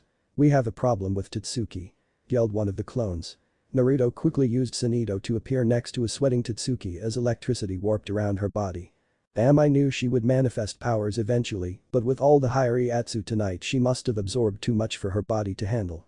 "One of you henge into her and play the part. I'm taking her to Urahara's," said Naruto as he took her hand and whispered into her ear to hang on. He picked up her body and took off into the direction of Karakura town using Sanito. Along the way he felt Ichigo's Reiatsu fade and Rukia's disappear. He would meet Urahara at his shop soon anyway, so it didn't matter. At the moment only Tatsuki mattered. "Damn it, Ichigo, just go and run. This isn't your problem, it is mine," shouted Rukia from behind her older brother Byakuya and her oldest friend Renji. "Don't you understand, Rukia? I could never just let them take you. You did nothing but save my life and my family's. If all they are going to take you away just because you did that, then I will fight for you," shouted Ichigo in response. "It is because of you that we have to take Rukia to be sentenced by the Central 46, shouted Renji in anger as he believed that it was all Ichigo's fault. "It doesn't matter what you believe, Rukia is guilty of the crime and she will serve her punishment. Abarai, take care of this human so we can be on our way," ordered the captain known as Byakuya. "With pleasure, sir. You are going to pay for stealing Rukia's powers, human," yelled the red-headed lieutenant known as Renji. "Renji, please stop this," pleaded Rukia from behind her brother. Renji didn't stop and was on Ichigo quickly and the two traded blows constantly against each other, but the more experienced lieutenant was quick to get the upper hand in the fight. Ichigo was slashed deeply across his shoulder. "You're pathetic.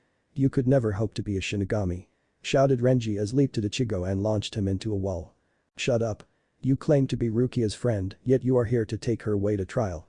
A friend of mine told me that those who abandon their mission are trash, but those who abandon their friends are worse than trash," shouted Ichigo in defiance as he leaned on his Zanpakuto for support from the bleeding cut on his chest.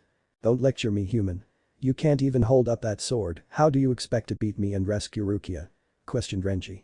This last question hit Ichigo hard as he finally stood up without support and glanced at Rukia and met her stare with one of his own. He could see the sadness in her eyes as they teared up looking at her bleeding friend. "I won't let her down, but I can't even hold up my sword. No, I won't give up now. I have the power to beat him, I have to beat him to save Rukia," Screamed Ichigo in his mind as blue Ryatsu surrounded his entire body. Ichigo stood straight with a newfound strength and rose his sword above his head and let the power was over him. He then charged at Renji, sword ready to strike the lieutenant. Renji barely followed his movements and brought his sword up at the last second to stop Ichigo from cutting in half, although he was still launched across the alleyway that they were fighting at. "I'm not going to go down without a fight," declared Ichigo as he charged at downed Renji. Renji barely rolled out of the way and blocked the massive Zanpakuto from cutting into his chest. How did he just get stronger? It doesn't matter, he shouldn't be able to stand against my Shikai, thought Renji as he jumped back to get distance from the stronger Ichigo. "You're lucky human, consider it an honor to be graced by my Shikai," roars Abi started Renji before a wave of power washed over everyone in the alley. "What is this power?" asked a shocked Renji. "It is a hollow power, but feels strange, and it exceeds Captain Zerikai's power when it is at its max. It is beyond a vast lord in power and feels weird," stated the cold-faced captain. "Lieutenant Abarai, sheathe your sword, this human doesn't deserve to see the likes of a Shikai. I will handle this disgrace of a human. We must hurry and get out of here before that power comes for us, the other captains can handle themselves," ordered by Akuya.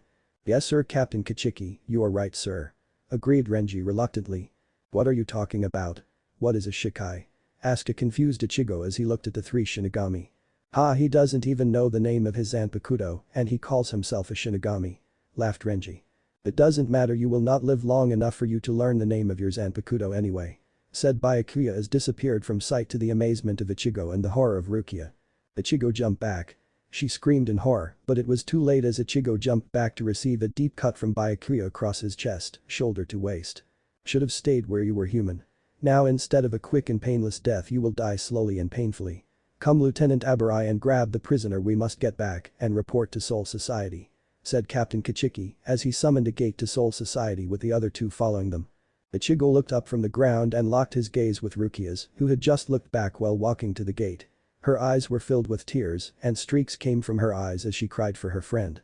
"I can't let her go. I need help, please just someone help me save her," pleaded Ichigo in his mind before his eyes went blank. He reopened them to find that he was standing on a massive skyscraper that was lying sideways. The sky was covered with dark clouds and rain fell upon his face. "Do you want the power to save her?" questioned a deep voice from behind Ichigo, startling him. He turned around quickly to find a tall man in a very dark red cloak. He was taller than Ichigo, had sunglasses, spiky brown hair and a rugged face. "Do you wish to have the power to save her from them?" questioned the man. "Yes I do. Please help me save Rukia," pleaded Ichigo when he finally regained his bearings. "I am the spirit of your Zanpakuto Ichigo Kurosaki, all that you need to do is call my name and I will lend you my strength. You are a part of me, if you are ready you will hear my name," stated the man. "How will I know if I am ready?" asked Ichigo. "Why do you fight Ichigo?" questioned the man, seemingly ignoring Ichigo. "I fight to protect others so that they never have to go through what my family and I did when my mother died," responded Ichigo with conviction. "What will you do with my power? Will you use it for your own selfish desires or will you use it for the good of others?" "I will use my powers for the protection of those who cannot protect themselves," answered Ichigo with the same conviction, causing the man to smile slightly. "Then go call me forth to fight for those who you protect. My name is Zangetsu, Ichigo Kurosaki," stated Zangetsu as Ichigo smiled and felt even more power than before surround him. Ichigo opened his eyes and no longer felt pain ripping in his chest, so he stood up slowly. "We are not done yet, Shinigami," yelled Ichigo, causing the three to turn and look at him just before the gate. "How can he be healed from your attack, sir?" questioned Renji, but his captain remained silent as he watched Ichigo raise his sword as more blue Ryatsu surrounded his body. "Split the heavens, Zangetsu," yelled Ichigo as he swung his sword down at the two captains and prisoner. A massive wave of blue energy flew towards the two captains, but away from Rukia. They both jumped out of the way of the blast that blew apart the gate to Soul Society. "We are not done yet," declared Ichigo as he hoisted Zangetsu onto his shoulder. It now resembled a massive meat cleaver, with no guard and bandages covering the handle. "He unlocked his Shikai just to save me. Please be safe, Ichigo, I couldn't stand to see you get killed again," she thought in joy and sadness at seeing her friend stand up. "So you unleashed your Shikai, it doesn't matter, you will never defeat a noble like me," said Byakuya as he didn't waste time and attacked Ichigo again. However, Ichigo, after learning the name of his Zanpakuto, followed each and every move that Byakuya made and blocked the attack aimed at his back. "Not so cocky now that I can track you?" asked Ichigo as he pushed Byakuya back away from him and attacked. However, Byakuya easily blocked his attacks as he was obviously the more skilled warrior. "You assume that you are fighting me at my full power?" Let me tell you something, human, to avoid influencing your existence, all captain and lieutenant class Shinigami all have an inhibitor seal placed on them. This reduces our strength to about 20% our normal levels. Even at 20% of my normal power you are weaker than me. Explained Byakuya to the shock of Ichigo. You have to be lying. Grunted Ichigo as he tried to push Byakuya back. No, let me show you the power of my blade. Then you will truly know how weak you are. Stated Byakuya as he pushed Ichigo back to the end of the alley. No brother, please. I beg of you. Shouted Rukia in horror of what was about to happen. Scatterson Banzakura. Said Byakuya slowly as his blade turned into 1,000 bright pink flower petals and floated away from where they originally were. Blade. Is that it? Well, that leaves you wide open. Yelled Ichigo as he charged Byakuya. No, Ichigo-ran. He will kill you with this. Shouted Rukia desperately, but Ichigo ignored her desperate cries. Ah! Yelled Ichigo as he neared Byakuya with his sword ready to strike. Fool, muttered Byakuya as he rose his hand and closed his fist. Suddenly Ichigo saw the pink petals of Byakuya's former Zanpakuto surround him, but it was too late. He could do nothing as all of the flower petals shot towards him and cut into his skin. When they cleared, Ichigo was still on his feet but was covered in his own blood with thousands of cuts covering him. Is that all you got? Said Ichigo defiantly before he fell to the ground. Rukia looked on in horror at what had just happened to him. Human should have just run when he had the chance. Good riddance. Said Renji, not seeing the look of horror and sadness on Rukia's face. How dare you? He did nothing wrong but protect me from being taken by you too. He would gladly give his life for any one of his friends. He was the only. She started off screaming at Renji with tears streaming down her face, but finished quietly to the point at which Renji couldn't hear at the end. He stole your powers, Rukia, can't you see that it is because of him that we have to take you to trial? Shouted Renji in response, but Rukia just ignored him while tears continued down her face. We are leaving here now, Renji. That hollowish power has defeated 2 captains. We have what we came here for. Said Byakuya as he opened the door. Rukia followed the 2 Shinigami to the gate and looked back one last time to see Ichigo reaching out to her with a blood-covered arm.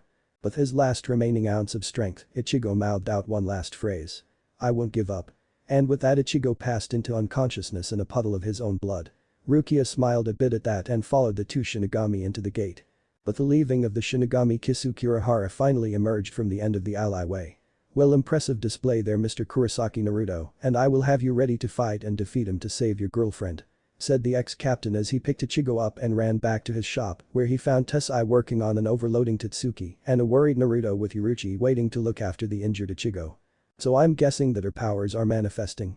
Asked Urahara as he gave to Yuruchi, who took him to the basement. Take him to the basement, we have to do that procedure if we want to save his soul. He whispered to her, but Naruto still heard. Are you actually asking that question? Asked Naruto dangerously. Good point, I guess having that much Reiatsu thrown around her led to an overload. If she survives the night then her powers will be pretty strong. Stated Urahara, but that did little to calm the forsaken god of Yukomundo. Well, she should be fine in the morning. She almost didn't make it past the initial outburst, but you got her here just in time, she might wake any time now. Said Tessai as he walked up to Naruto and Urahara. Good, thanks for all the help, Tessai. Stated Naruto graciously, to which Tessai nodded in acceptance. So is the plan to get Soul Society on our side in the coming war on schedule? Asked Urahara curiously. Yeah, soon all of Soul Society will be in a buzz, and if what you say is correct, then the head captain should remember me as he was a captain before I sealed myself. Since I didn't kill the 2 captains, then they know that I'm not bloodthirsty. Also, they will learn that I am loyal to my precious people when I help in the rescue of Rukia. So what procedure are you going to do with Ichigo? Asked Naruto. His soul is too damaged to heal now. The only way to heal him is to give him an inner hollow. It will save him, but from now on he will have to battle the hollow for control of his soul. I was hoping that you would help him with it. Stated Urahara. Of course I will help you with that. Exclaimed Naruto as Yuruchi walked into the room. So did you put him into the chamber? Asked Urahara. Yeah, I did. He should be awake in the morning. He shouldn't have to worry about his hollow for some time though. So what are we going to do to lure the traitors out and get Soul Society to help us? She asked. Well, Rukia's offense shouldn't be that harsh and the Gate 13 is too ignorant right now to investigate this, so I guess that someone needs Rukia. Stated Urahara. So we're just going to use Rukia as bait. Is there something you haven't told me, Urahara, because I don't like to use my friends as bait? Said Naruto. Look, Naruto, there are some things that I haven't told you, but I couldn't tell you until the plan was into action. Started Urahara as he started his story about being banished in the Hijoku. Then he told him about Aizen and what he did to Rukia's Gigai, which got him punched through the wall by the way. So you used my friend to lure this bastard out and expose him to all of Soul Society? This does make it easier to flush out the enemy and to get Soul Society to aid us, but it is risking Rukia's life," stated Naruto worryingly. "Naruto, I know that Ichigo and you will not fail her. If I am right, then we have a month to rescue her. We will train for 10 days to get stronger," stated Yuruchi. "You're right, I will train Tatsuki for the first 5 days, then I will take Ichigo off of your hands Urahara, as you will train him in endurance and strength during the first 5 days. Yuruchi, you will have to train Chad and Orihime during all 10 days, and later you will train Tatsuki. Then whoever that other power who I felt earlier will need some training, but I haven't a power like that ever before," said Naruto. He is a Quincy named Uryu, who has a troubled past that makes him hate Soul Society. He also doesn't like hollows too much either. He will have to train on his own. "He already knows as I ran into him before I found Ichigo," stated Urahara. "What, Uryu has spiritual powers? I felt something was off about him, but never knew what. Well, it is a good thing that we are actually friends, or it could be really ugly," stated Naruto. "So that is everyone that is going to go. Yuruchi will lead us there since I'm sure you haven't been there in a while," stated Urahara as he looked at Naruto. I guess you are right, things probably have changed since I left Prank the place," said Naruto as scratched the back of his head. "Naruto, Tatsuki is waking up right now. Would you like to be with her when she wakes up?" asked Tesai. "Yeah, sure, thanks," said Naruto while Urahara snickered. "What's so funny, Urahara?" asked Naruto. "Nothing, just that the oldest being alive has a thing for a human girl who isn't even 17 yet," snickered Urahara, which caused Yuruchi to start laughing. "Man, I didn't think you liked them so young," she asked while laughing. "Oh well, you see, unlike you Soul Reapers, my body will always be at this age, and while I am more mature, I will always have my flames of youth," said Naruto while quoting some people he knew in the past and present. "Yeah, just rub it in our faces, why don't you?" said Urahara mockingly, causing Naruto to grin and walk away to where Tatsuki was resting. He walked in and pulled up a chair to where Tatsuki's bed was currently located and held her hand while she slept. It didn't take long for her to open her eyes and see the beautiful eyes of the immortal that she had just given her heart to that night. "I'm glad you're okay, Tatsuki, you had me worried for a moment there on our way back," said Naruto softly. "What happened to me?" she asked hoarsely. Naruto quickly handed her a water to which she drank quickly. "Well, you absorbed too much Reiatsu tonight during my fight. It forced your body to change quickly or you would have exploded in a big display of energy. Thankfully you adapted to it and thus have gained spiritual powers. This morning I will begin training you to learn and control your powers," said Naruto while gently smiling at her. "Okay, Naruto, you said something about the Shinigami coming for Rukia. Is she alright?" asked Tatsuki, to which Naruto frowned a bit. "No, she isn't. Rukia was taken by 2 Shinigami after Ichigo engaged them. He fought really well from what I felt, but he wasn't ready for that type of fight. He is healing in a chamber as we speak, he should be awake by the morning," said Naruto sadly. "He will probably be devastated when he awakes. It's pretty obvious that he does care for her despite how he acts. So what are we going to do to get her back from Soul Society?" asked Tatsuki with a confident smirk. "Easy, we're going to go kick down the front door and kick some ass. We will have 10 days to train for when we go to Soul Society," said Naruto with his own confident smirk. "Haha, wait, what about what my parents are thinking right now?" she screamed into Naruto's ears. "Oh, don't worry about that, I left 2 clones behind to act like us, so they don't worry too much," said Naruto. "But they won't be acting like we are a couple, will they?" she asked, causing Naruto to go pale with the thought. "I hope not, since I will get the memories of the 2 kissing if they do," said Naruto with a shudder. "And what is wrong with us kissing?" asked Tatsuki a little annoyed, but she was stopped from pouting by Naruto kissing her on the lips, to which she eagerly responded. They pulled away for a second and smiled at each other. "Nothing at all, Tatsuki, but it won't be kissing you. It would be me kissing myself," said Naruto, to which Tatsuki laughed at the thought. So the rest of the night was spent talking about how they were going to train for the next 5 days, Naruto's past, how they were going to get into Soul Society, and last a few kisses here and there. In the SERETI spelling. Things weren't as peaceful as they were on Earth, as Gate 13 were in a panic over the defeat of 2 powerful captains. The 2 captains had only suffered injuries that would take only a few days to fully heal, but still they defeated by a single opponent. That is why all the captains of the Gate 13 were in a meeting at the 1st Division headquarters over the matter of their defeat and the capture of Rukia Kichiki. "So what you are saying is that Captain Zerakai and you were defeated by a hollow. I knew that you weren't powerful enough to become a captain," stated Mayuri with a scowl on his face. "Haha, he would have torn you apart in seconds. I can't wait to fight him again, I haven't had such a strong opponent in so long," laughed Zerakai, making everyone feel uneasy as they all knew the amount of power that the massive man had in him. It scared the hell out of a lot of people to learn that he was defeated by an opponent who hadn't used any weapons. Don't understand the repercussions of what could happen now, Captain. We have to hunt down this hollow before he kills one of us," shouted Soifun. "We won't have to worry about him coming for us, and this was no normal hollow," stated Hitsugaya quietly, getting the attention of everyone in the room. "What do you mean by that, Captain Hitsugaya?" asked Shunsui in interest of what the young captain had to say. He said that he would be coming to Soul Society himself to rescue his friend. He stated that he was friends with Rukia Kichiki and that he doesn't abandon his friends. I don't know what he was, but he wasn't a normal hollow, he wasn't even an Arankar. He didn't have any remains of his mask and he had a shikai, but the thing I remember most was the hollow eyes that he had when he left his gigai," stated Hitsugaya quietly. "What? How can any hollow have a shikai, and we must immediately question Rukia Kichiki for information on this hollow. What other information do you have, Captain?" asked Yukitake in surprise. "Yes, I do, his Zanpakuto is a wind and lightning type and he claims that he was once a Vasto Lord in Hukomundo. But he also claimed something else. He claimed that he was the forsaken god of Hukomundo and is over 6,000 years old," stated Hitsugaya, which made the head captain actually look at him in surprise and the other captains to shout in protest. Aizen himself was smirking inside now that he knew where his runaway Vasto Lord would be soon. "What was his name?" demanded the head captain, shutting up all the other captains to shoot him.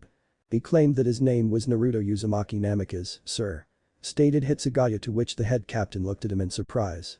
"I'm sorry, head captain Yamamoto, but do you know of this hollow?" asked Aizen in interest. "This is something that none of you are to ever speak of again. You all know the hollow Shinigami War that lasted from 7,000 to 5,000 years ago. Well, what you don't know is that the first Vasto Lord was born during the war, but not a single Shinigami was killed by the Vasto Lord. Eventually the hollows stopped coming and about 5,000 years ago they stopped coming altogether, so we sent squads into Hukomundo to look for upcoming invasions. There they found society amongst the hollows. They all followed the first Vasto Lord and were not allowed to go to either the human world or Soul Society. For 1,000 years not a single hollow was found in the human realm, but that all changed when 4,000 years ago a powerful hollow showed itself. It was powerful and had the appearance of a nine-tailed fox. It claimed to be Naruto Uzumaki Namikaze and the god of Hukomundo. He beat me and the rest of the captains and told us to get stronger for soon the hollows would be coming again, and then he left and was never seen again. Unless what you say is correct, Captain Hitsugaya," explained the head captain, which left all of the captains deep in thought. Aizen was bewildered by what he had just heard. Was this hollow so powerful that he could control all of Hukomundo by itself when even himself couldn't control half of the hollows that lived there? He needed to get the hollow on his side or kill it before it could gather more to retake Hukomundo. All the other captains were thinking along the lines of how they could defeat such an opponent or if they could get a rematch against such a great warrior. "This information can only be told to your lieutenants, but no one else is allowed to hear what I have just spoken. Captains Yukitake and Hitsugaya, I want you to go and interrogate Rukia Kichiki on Naruto Uzumaki Namikaze, find out all you can about the hollow," ordered the head captain as all the captains left the meeting slowly. Both captains Yukitake and Hitsugaya walked into the cell that Rukia was looking out of. Her eyes were still red from crying for the loss of her friend and one could tell that she had gotten little sleep over the night. But when they entered she turned and looked at the two captains. "Sir," she questioned as she looked at him sadly. "Rukia, we have not received word on your fate yet, but we didn't come here for that. We have some questions that we have to ask you on a certain individual," said the white-haired captain. "It doesn't matter what you ask me. My brother already killed Ichigo, now I've caused the death of two people that I cared about," she screamed, causing the captain to wince as he knew all about how Rukia blamed herself for the death of her mentor Kain. "No, we are not here to talk about the human, we are here to ask you what you know on the one known as Naruto Uzumaki Namikaze," said the shorter captain. "What do you mean, what would you want with Naruto?" she questioned shakily. "What do you know about him?" he asked again, but a bit harsher. "Just that he is my friend and that he would never allow any of his friends to get hurt. He also is a joker and an extremely kind guy. What does anything have to do about him?" she questioned. "So you don't know what he is?" asked Yukitake this time. "No, what are you talking about?" "Naruto Uzumaki Namikaze is a hollow that fought both Captain Zerakai and me in one. He claims that he will be coming to rescue you soon since you are one of his precious people," stated Hitsugaya, shocking the petite Shinigami inside the shell. "But hollows are supposed to be mindless beasts, but no one loves life more than Naruto," she said to herself, but the two captains still heard her. "He is no normal hollow. If there is nothing else you have to say, then we will have to go now," said Yukitake as the two captains left the cell to let Rukia have time to think. "So what are we doing down here then?" questioned Tatsuki as Naruto stood across from her in Urahara's training ground. "We are down here to learn what type of power you now have. For the next 5 days we will access that power and learn how to use it in combat. I expect you to do your best while we are down here, Tatsuki," warned Naruto. "So how do we learn what type of power I have?" she asked, confused. "You need to meditate and feel a pull come from within. When you feel that pull you must grasp it and pull it to the surface, then you will change naturally," said Naruto as Tatsuki sat down and began meditating. Naruto felt the power begin to flow from her in waves. She would be able to give some strong Shinigami a run for their money, probably anything below lieutenant would be beaten by her if she has this much Reiatsu. Then the orange Reiatsu surrounded her body and it seemed as if she was at the middle of an orange flame. Tatsuki's appearance began to change with the influence of her chakra, which was similar to Chad's as it was more hollow-based. Her black hair grew longer and more wild, her fingernails began to morph into claws, and the biggest surprise was that a black fox tail shot out of her back. "I guess she absorbed more of my Reiatsu than I thought," Naruto blankly as Tatsuki opened her now slitted eyes. Just imagine a Kyuubified Naruto in his one-tailed form, but actually having a fox tail, and that it is Tatsuki off course. "Wow, her appearance just turns me on. Wow, I feel powerful," she remarked as she looked at her hands, which resembled claws. "Well, Tatsuki, it looks like I will be able to help you more than I thought I would. It seems that you now resemble me when I was a ninja and I drew on the power of the Kyuubi. Judging by your Reiatsu you have an affinity for fire," said Naruto. "Is that a tail?" she asked as she looked at her backside to see the black tail. Yeah, I guess it is, but there is nothing wrong with that. Personally I like them feral." Naruto whispered the last part into her ear, causing her to blush horribly. "Naruto," she squeaked in embarrassment. "Sorry, I just can't help myself when you look like this." He smiled at her. "Whatever, so what are you going to teach me now that you know my power?" she asked. "Well, since you resemble me as in my hollow release, spelling please, I will train you in the style that I use. Then we will be learning every power that you have in that form. Let's start by channeling Reiatsu into your claws," said Naruto as Tatsuki channeled chakra into her claws. To her surprise they extended longer and glowed red, meaning that they were hot enough to cause major burns if she was hit. "Well, it looks like you will still be mainly melee, but we will have to learn a way for you to block his Zanpakuto easily," said Naruto. "So this is what we will do for the next 5 days. What will I do after those 5 days?" she asked. "Yes, and after you are done with me, you will train with my friend Yurichi and Shupo. Spelling. Which is just a flash step to make you move faster. Now let's get to that training of yours," said Naruto as he started showing the basics of his fox claw stance that he developed 6,000 years ago when he was still alive. In just 5 days Tatsuki would be much stronger than the normal Shinigami, along with everyone else training. There you guys are, the next chapter of The Forsaken Fox. Sorry about taking so long to get it out, but now that it is I expect some juicy reviews from all of you guys who like this story. Chapter 4. Are you ready for this? 5 days I've spent fighting Urahara down in this damn cavern under his shop. How he even got this thing down here still amazes me, but at least now I can start the next part of my training. Urahara keeps telling me that he will be teaching me a lot and that I will be surprised when I meet him. At least I figured out the name of my Zanpakuto, Zangetsu. Now I'm a step closer to rescuing Rukia from the Soul Society. I will not give up and I will beat anyone who stands in my way of rescuing her. So Mr. Kurosaki, are you ready for the next stage of your training? Asked Urahara as he fanned himself down. Of course I'm ready for the next stage. What am going to be learning from this guy anyway, and how strong is he? Asked Ichigo as he hoisted Zangetsu onto his shoulder.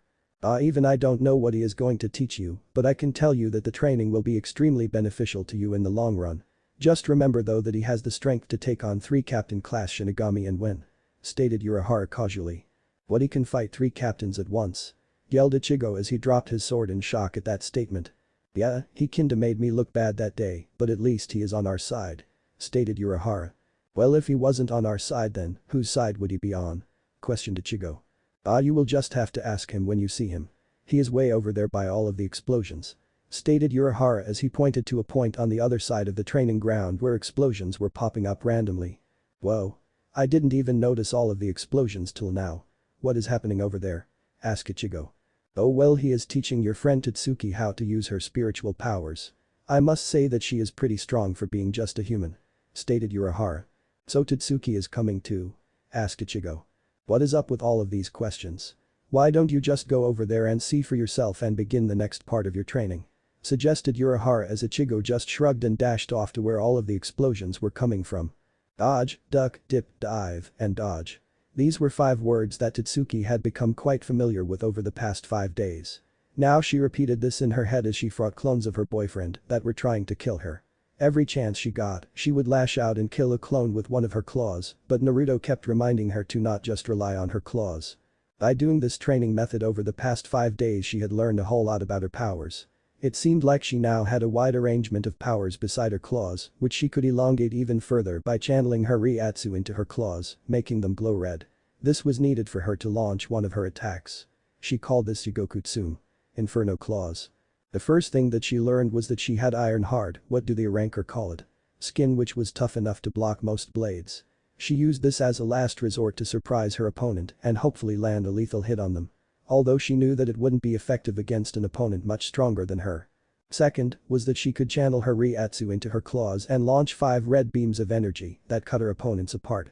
This was a powerful attack, but took a whole lot out of her when she used it, so she could only use the attack about 5 times in a day before she was exhausted. This attack was simply Jigokutsu Marisu. Inferno Claws Release. Third, she could cast illusions on her opponents that could disorient them enough to get a fatal hit on them. The power also could disrupt some illusions, but she wasn't strong enough to disrupt illusions that were too strong, yet, anyone know where I'm going with this? Since Naruto could cast some illusions, they used him to test those powers. Last, she learned that she could launch a powerful blast of Reiatsu from her tail, or should I say tails, as she had grown a second tail while training with Naruto. The problem about the blast was that she had to use all of her Reiatsu in the attack, but it was extremely powerful. It had even blasted apart one of Naruto's storm dragons, although it wasn't a full-powered one. About the tail thing, they had learned that it was like an evolution of some sorts. With each tail she gained, her power would multiply, like if she had 5 tails, then her power was equal to 5x her one tail power. Naruto predicted that since her powers are based off the Kyuubi, then she would probably be able to go up to 9 tails of power. Igokutsu Marisu. She yelled as she sent her attack at a massive group of clones that were completely caught off guard by the attack and destroyed. Now she had just a few more of the clones left before she was finally done with her training with Naruto. In the corner of her eye she saw Ichigo appear and Naruto watching her from above one of the cliffs with a white hood covering his face so Ichigo wouldn't recognize him. She was going to make these last kills impressive to impress both Ichigo and the man she loves. Igokutsume. She said as her claws glowed red and lengthened. She charged at the last 3 clones. Now these clones were much stronger than the regular clones that Naruto had made, as he meant for the last 3 to be a lot stronger. She charged the 3 clones and entered a fierce battle with the 3 that worked in complete tandem with each other in the battle. These ones only dispelled from a fatal hit, so when she got a minor hit on the clones, they would still be able to attack back unlike other clones. Finally, she was able to behead one clone and pierce another in the heart. The last jumped back and prepared a blast with its Zanpakuto. The blade glowed blue before he launched it at a smirking Tatsuki as she prepared her attack. Jigokutsu Marisu. She yelled as the blast of energies collided, but Tatsuki's easily overpowered the clones, resulting in her winning. Tatsuki breathed heavily as she finished off the last clone with her attack. But now she was at her limit in terms of strength and needed to rest. But first she would talk to Naruto to get any last words of encouragement from him. Ichigo couldn't believe how strong Tatsuki had gotten in the past 5 days. He could track her movements, but still the improvement was amazing. She could probably fight him now and give him a good fight. Her Jigokutsu Marisu was similar to his Jutsuga Tensho that he had learned with Urahara. Then her fox-like appearance really surprised him as she had 2 black fox tails sticking out of her. She had long claws that seemed to be harder than steel, and she just looked a lot more feral, although he did have to admit that it made her look hotter. However, he would never tell her that for fear of getting his butt kicked by her and a certain blonde friend of hers. He still remembered the day that Khan had taken over his body and kissed Tatsuki during class. He was just walking the hallways as if nothing had happened as he didn't know Khan had did that. So when Tatsuki attacks him in school it came to him as a surprise. Then after school Naruto decided to play some humiliating pranks on him with the help of Tatsuki. Ichigo would never piss Tatsuki off again in fear of having his hair dyed pink. It was then that he spotted the figure dressed in a white hakama similar to his, but the figures had azure trimmings on his and wore a hood over his head. The edges looked torn up a bit. Ichigo's Bankai, but with a hood and the changes in color, something about this guy unnerved him. Despite the fact that he sucked at sensing Reiatsu, he could tell that this guy was stronger than him. Ichigo jumped over to where the man and Tatsuki were talking on another boulder. "Wow Tatsuki, that was pretty impressive there," he yelled. Both turned to him and Tatsuki beamed him a smile in thanks. "Thanks Ichigo, but it wouldn't have been possible if he didn't teach me anything," she stated as she pointed at Naruto who was just looking at Ichigo, but all Ichigo could see was a shadow covering his face. "Yeah well, who is that anyway?" asked Ichigo. Naruto lifted his head up slightly to show his grinning mouth, but Ichigo was instantly attracted to his teeth which were elongated and gave off an evil smile. "I am the one that's going to be kicking your butt for the next 5 days, strawberry," answered Naruto as Ichigo got a little mad. "What'll beat you into the ground?" yelled Ichigo as he jumped at Naruto and tried to cut his head off, but Naruto just raised his sword and blocked with little effort. "If that is all that you have, then Rukia is as good as dead," stated Naruto as Ichigo got even more mad and jumped back. "Tatsuki, you should perhaps go find Yoruichi so that you can continue your training," stated Naruto. "Right, you better tell me how this works out later tonight," she answered as she took off to where Yoruichi was training Chad and Orihime. "Take this. Jutsuga Tenshu," yelled Ichigo as a blast of blue energy flew to Naruto while cutting the ground apart. Naruto calmly stood there until the blast hit him full on. When the smoke cleared, Naruto stood there unharmed while the ground around him was completely torn up by the attack. "That was pathetic. Your attack couldn't even scratch me. If you want to rescue Rukia, then you will have to be much stronger than that. I am going to push you to the brink for the next 5 days, and when we are done here, you will be able to handle any Shinigami below a captain's level and maybe most captains while they are in Shikai," said Naruto as he released his Reiatsu to show Ichigo the difference in power. "Who are you?" Ichigo managed to stutter out while he was pinned to the ground by this mysterious person's Reiatsu. Naruto smiled as he let up his Reiatsu and Ichigo stood and looked at him again, only to get back in an aggressive stance as Naruto's eyes now shone from under his hood. The eyes of a hollow, the eyes of a being made to kill and consume. "What the hell are you?" Ichigo demanded. "I was once known as the God King of Yukomundo by every being in existence. Now I am sort of Kami himself that seeks to restore balance to the world, neither hollow or Shinigami. I am the Forsaken, and my name is Naruto Uzumaki Namikaze," shouted Naruto as the hood flew off his head showing his face and hair. "Naruto? What is up with your eyes and what are you doing here?" shouted Ichigo as he was trying to comprehend why Naruto was there in the first place.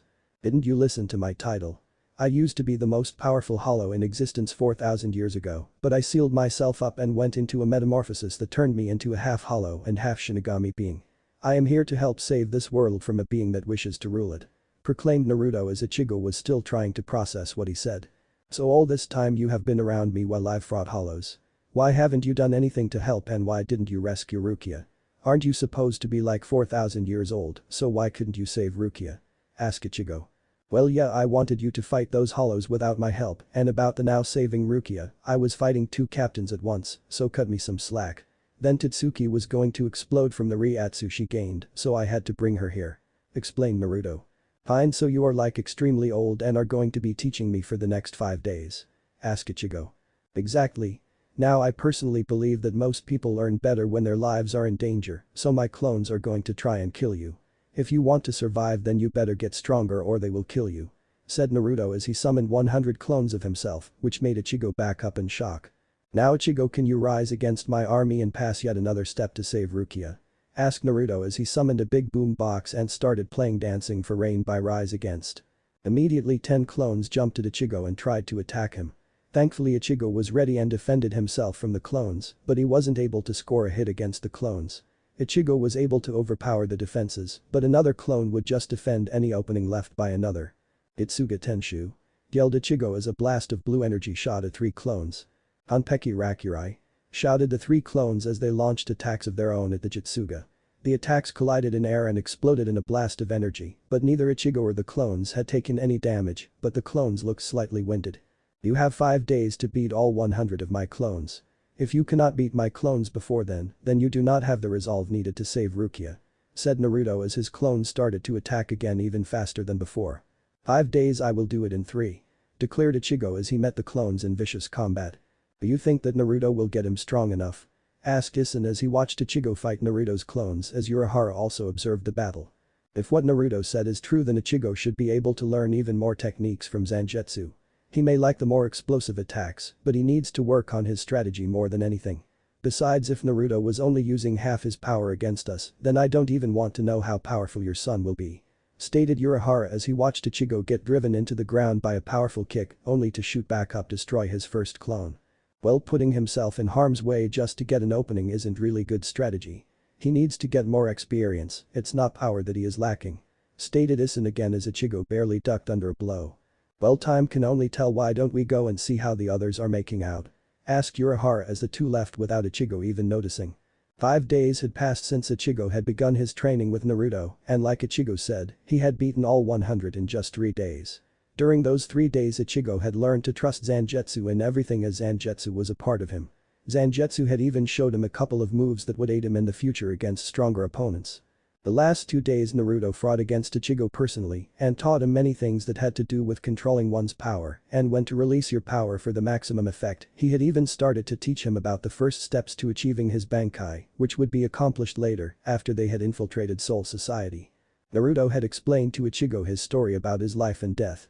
On how he had ended the Hollow Shinigami War and taken up the throne of Yukomundo after the truce was made.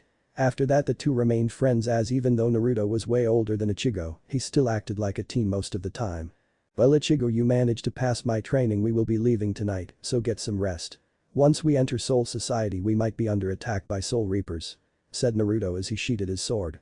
"Ah, don't worry about me, I can beat most of them now after those 5 days," exclaimed Ichigo. "Don't be cocky, we could run into every one of the 13 captains and be screwed at the very beginning," answered Naruto. "Yeah, whatever, aren't you supposed to be some super strong god king or something? Well, you certainly don't act like it too much," said Ichigo. "Well, you aren't one to talk, strawberry. Now if you'll excuse me, I would like to spend time with a certain vixen before we leave tomorrow," replied Naruto as he took off in the direction of where Tatsuki was. "You better not do anything funny, Naruto, she is like my younger sister. I will kick your ass if you do," yelled Ichigo. Tatsuki was in a furious spar with Yuruchi at moment. Despite how good Tatsuki had gotten in the past 10 days, she was still much weaker than the experienced captain that was fighting her in a flash battle. She had even gained a third tail during her training and could sorta keep up with the goddess of flash at first. But then she would just take it up another notch and beat her into the ground once again. Thankfully her hero lessened the pain that each blow dealt upon her so she could keep fighting longer. Tatsuki dodged underneath a kick and lashed out with a kick of her own, but it was pushed aside by Yuruchi. She followed with 2 swipes from her elongated claws, but Yuruchi just dodged the deadly assets. Yuruchi then came into her guard and kneed her in the gut before slamming her fist into her face and sending her into the ground. Tatsuki slowly stood up from the indent in the ground and glared at the smirking Yuruchi before she came at her once again in a fury of swipes and kicks. The style that she learned from Naruto relied on her claws to cut opponents and any other part of her body to close the distance between them so that she would be even more deadly. At that point the two fighters heard clapping coming from behind them on one of the many rocks in the training field. They turned around to see Naruto standing there smiling while looking at Tatsuki. "That was really impressive, Tatsuki. I would say at the level you are at now you could take on a lieutenant and stand a pretty good chance at winning. Not to mention the big guy behind is probably on the same level," stated Naruto as he sensed Chad behind him. "So you have spiritual powers too, Naruto? I should have expected as much, you are way too unpredictable," said Chad as he walked beside him and looked him in the eyes and went wide-eyed himself when he saw Naruto's hollow eyes. "Would you believe me if I told you that I used to be a hollow god king that froze himself so he could prevent the destruction of the universe?" asked Naruto as Chad just sighed and looked at Tsuki and Yuruchi who were just taking their sweet time to get up there. "Actually I guess that just as you," stated Chad as they finally made it up there. "Naruto," shouted Tatsuki as he hugged him and kissed him on the lips in front of Chad to his surprise. They finally broke the kiss after a few seconds and just stared at each other in the eyes. But were soon interrupted by Yuruchi coughing to get their attention. "I suggest you two break apart or neither of you will get any sleep for tomorrow," said Yuruchi. "That's a great idea, Yuruchi, but one question, where is Orihime?" asked Ichigo as Tatsuki also looked confused as she remembered the Orihime was there when Tatsuki started training but then disappeared. "Oh well, Tessai said that he would help in her abilities as he was the Kido captain at one time," said Yuruchi. "Oh that's good, did you at least teach her Shunpo?" asked Naruto as they all walked back to the ladder. "Yeah, I sure did," answered Yuruchi. "But because this time tomorrow Soul Society is going to be a war zone," exclaimed Naruto as they made it to the ladder. Chapter 5. Well, I just went to Ocean City again this week, so it took a while for this chapter to come out. Now this is going to be a time skip to which they enter Soul Society for the first time and Ichigo challenges Yadanbo, but with a small twist in my own dialogue. Let's just say that Jin won't be the only one with a foxy grin, lol. Thanks for all of the reviews that I have received lately in this story. They have all been real helpful for this story. Expect the chapters to only be around 3,000 to 4,000 words each, by the way. Man, that was close," exclaimed Ichigo as he started walking around Soul Society while everyone else was trying to compose themselves. Yuruchi was glaring at Orihime who looked pretty sad, Uriu was putting on another cloak to the confusion of Chad, and Naruto was kissing Tatsuki. All in all, it was a strange sight for everyone who looked at the group that had just come from the human world. So that's the gate to the Sirte. It hasn't really changed in 4,000 years. I was expecting a little more decoration or even more guards, as I did warn Soul Society that I was coming to get Rukia," stated Naruto. "So that's Soul Society. What are we waiting for, let's go," yelled Ichigo as he charged toward the gate. "Idiot, get back here," yelled Yuruchi as Naruto just looked at Ichigo as if he were stupid. "Is something bad about to happen?" asked Tatsuki. "No, nothing too bad, it's just that even if he does get by the giant he still has to open that huge gate to get in," answered Naruto as Tatsuki just thought Ichigo was a little too rash for her liking. Orihim Chad, Ryu all chazzed after charging Ichigo when a giant of a man crashed down in front of Ichigo. "Where do you think you are going?" asked Jidanbo in a booming voice. "Where does it think I'm going? I'm going into Soul Society and nothing is going to stop me. Not even you," yelled Ichigo. "Haha, you think that you can get past me, little man. I am Jidanbo, one of the gate guardians of the Sirte and the most powerful by far. No one has ever invaded Sirte through my gate in hundreds of years," laughed out Jidanbo as Ichigo just looked angry. Oh, this won't be too good for Jidanbo, he is way too overconfident. The gate guards were put there just to be intimidating, not because they were extremely powerful. After those 10 days of training, Ichigo should have no problem fighting him here. Now the problem is opening those massive gates," stated Naruto as he just watched Jidanbo begin to wave his giant axes around. Naruto, Yuruchi, and Tatsuki all watched as Jidanbo tried to crush Ichigo with his axe, but Ichigo didn't even budge from his spot as each of the massive strikes clashed with Zangetsu. Soon he was trying to crush Ichigo with 2 axes and trying to count out the number of hits that he was doing, although failing. "Is that all? Well, I guess it is my turn then," yelled Ichigo as he slammed Zangetsu into the 2 axes, and to the surprise of everyone but Naruto, the axes shattered into millions of pieces. Jidanbo stared at his shattered axes for a second before wailing at the top of his lungs about how mean Ichigo is, to the shock of everyone, even Naruto. That is before Ichigo recovered and got on Jidanbo's good side and even got him to open the gate for the heroes. "Look at him go," stated Naruto as Jidanbo easily lifted the massive gate, but on the other side was none other than Jin Ichimaru. "Well, what a pleasant surprise we have here," stated Jin. "Ah, Captain Ichimaru," stuttered Jidanbo. "Why are you letting these humans into the Sirte?" asked the captain with his creepy smile. "I don't like this guy, he reminds me of a snake," stated Naruto as the others nodded. "They defeated me in combat. It is my responsibility as gatekeeper to open the gate for," started Jidanbo. "Cool, just because you lose doesn't mean that you open the gate for them. It just means that you die," said Jin as he disappeared, and soon Jidanbo was missing one of his limbs. "Yuruchi, make sure everyone gets inside safely," stated Naruto as he disappeared from the area around Tatsuki and Yuruchi. "Damn him," she yelled in frustration. "Where did he go?" asked Tatsuki. "He went into the Sirte by himself to probably create a distraction for us to enter more easily. The only distraction he can do is to fight a lot of Soul Reapers and get them to look for him," said Yuruchi as Tatsuki was pissed that he left her behind. "How can you just hurt one of your own like that? He is defenseless," yelled Ichigo as Jin just grinned at him. "Well, aren't you surprising? No matter, you are not strong enough to fight me. Shoot Shinso," stated Jin calmly as his sword extended directly at a stunned Ichigo, who had just enough time to raise his sword to defend himself from being impaled. However, he was unable to hold his ground and was sent directly into the struggling Jidanbo, knocking them out of the Sirte. As the gate closed, they could see Jin mockingly wave at them. "Damn. What are we supposed to do now?" yelled Ichigo as Orihim looked after Jidanbo, who was unconscious. "We find another way into the Sirte," stated Yuruchi. "Well, if that guy didn't just knock me out of the gate, we would already be in," retorted Ichigo. "You would have stood no chance against him, he is Jin Ichimaru, captain of the 3rd squad. No matter what, we would have needed to find another way in," said Yuruchi. "Well, couldn't Naruto have fought the guy and defeated him? Where is he anyway?" asked Ichigo as Chad and Ryu looked at Yuruchi for an answer. None noticed the look of fury on Tatsuki's face. "That jerk snuck into the Sirte while you were distracting that captain," yelled Tatsuki. "What, he left me behind? About time I was alone to have some fun here." Though Naruto as he ran across the roofs of the Sirte while memorizing all of the streets for later. "Oh, look at that, a perfect pair to mess with," thought Naruto with glee as he spied a bald Shinigami and a black-haired Shinigami sparring in some sort of training ground. Soon he had made an army of shadow clones and hinged them all as cute little bunnies and started his first prank on the Sirte. "So we have patrol duty tomorrow? It's not like anything ever happens here, the last Hollow and Soul Society was like close to 100 years ago," shouted the bald one. "At least we aren't cleaning or something like that." "What's that?" asked the one with black hair. He was pointing at one of Naruto's small bunnies that was hopping across the grounds toward them. "What the hell is a bunny doing here in our training grounds? If Captain finds it he'll flip out," said the bald one as the bunny stopped in front of them and just stared at the two. The bald one glared back and the black-haired one just looked at it curiously. "Well, might as well kill it, might taste good," stated the bald one as the bunny turned and hopped towards a line of bushes. "Get back here." The two chased it to the end of the grounds until it disappeared behind a line of bushes. "Okay, where did my lunch go?" asked the bald one again, but it was soon answered as it jumped back out with a few friends. "Where are these things coming from?" asked the black-haired one. Soon even more started to jump out of the bushes, forming a large semicircle around the Shinigami. "What the hell is happening?" asked the bald one.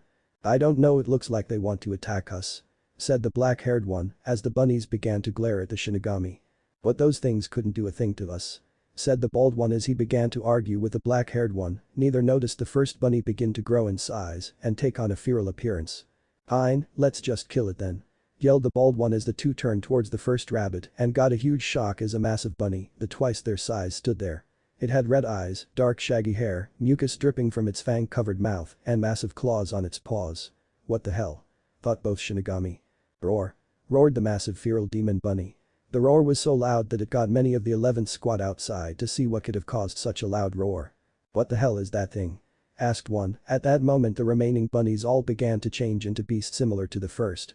Most of the Shinigami at this moment were scared for their lives at the massive evil bunnies. Across the Sarate, all of the captains were having a meeting about the humans attacking one of the gates to the Sarate.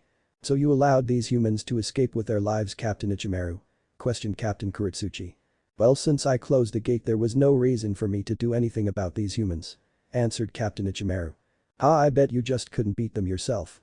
If I was the one to confront them, they would all be dead," boosted Captain Zerakai. "It doesn't matter, did you notice if the hollow that fought both Captains Hitsugaya and Zerakai was with them?" asked the head captain. "Now that you mention it, I did see a man resembling the description provided by both captains, but when the gate was closing, I noticed that he was no longer with his group. It seems strange that he would just disappear like that. Maybe he snuck in when my attention was focused on the orange-haired one," stated Ichimaru. "What? We may have a hollow running around the Sarate and we have no way of finding it," yelled Captain Sui Feng. Aizen just stood at the back thinking about this strange hollow. "It seems it can mask its Ryatsu completely like any of us, and it must be able to suppress any basic urges it feels to eat souls. So why is it here in Sarate and not in the human world? Why didn't it just stay in Hukomundo when it woke up? I'm going to have to talk with this hollow one-on-one. If it doesn't see things my way then I will have to kill it," thought Aizen as he listened to the captains continue to argue. At that moment explosions rocked the 1st Division's headquarters and a Shinigami ran into the room. "Captains. The 11th Division headquarters are under attack by some unknown enemy. They are requesting backup from anyone who can be spared," yelled the Shinigami as all the captains looked at each other before rushing out of the building. When they reached the 11th Division headquarters they were met with a very strange sight, for there were men running away from gigantic demon bunnies that were trying to eat them. Despite how ridiculous this all looked, the captains quickly recovered and killed the bunnies, but found that they just disappeared into clouds of smoke. "Start cleaning up this mess," yelled Zerakai as he was pissed that his division was the one that had to deal with such a stupid attack.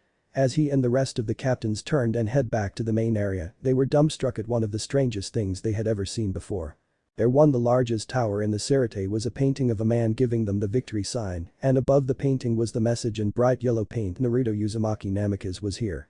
I want divisions 3, 5, 7, 10, and 11 to all find this hollow and capture him alive to be questioned," he said as those divisions all quickly went to their headquarters to alert their squads of their missions. Unaware to them, Naruto had hinged himself as an unknown Shinigami and was laying traps in each squad's headquarters through the expert use of shadow clones. The next 8 hours would forever be known as the Day of Rainbows, as each squad was covered in different color paint caused by the most notorious prankster the world has ever met. That morning with Ichigo and the others, they were all ready to smash through the defenses of the Sarate. Ichigo had finally learned how to maintain the shield long enough to reach the barrier. "Once we get inside the barrier we are to stick together and try to find Naruto. Chances are he should be able to find us before we can find him. If you encounter any captain you are to try to retreat, fighting is the last option that you should choose," explained Yoruichi. Everyone nodded, including the newcomer Ganju, who was coming with them to find out the real reason his brother was killed by those that he trusted. They all started channeling their Ryatsu into the orb and soon they were surrounded by a blue shield. At that moment they were launched at the barrier by means of a massive cannon. Naruto was currently stuck in a predicament. He thought that it would be funny to prank the hospital of the Sirte. However, he didn't count on there being 3 captains already there, including the terrifying Captain Unohana.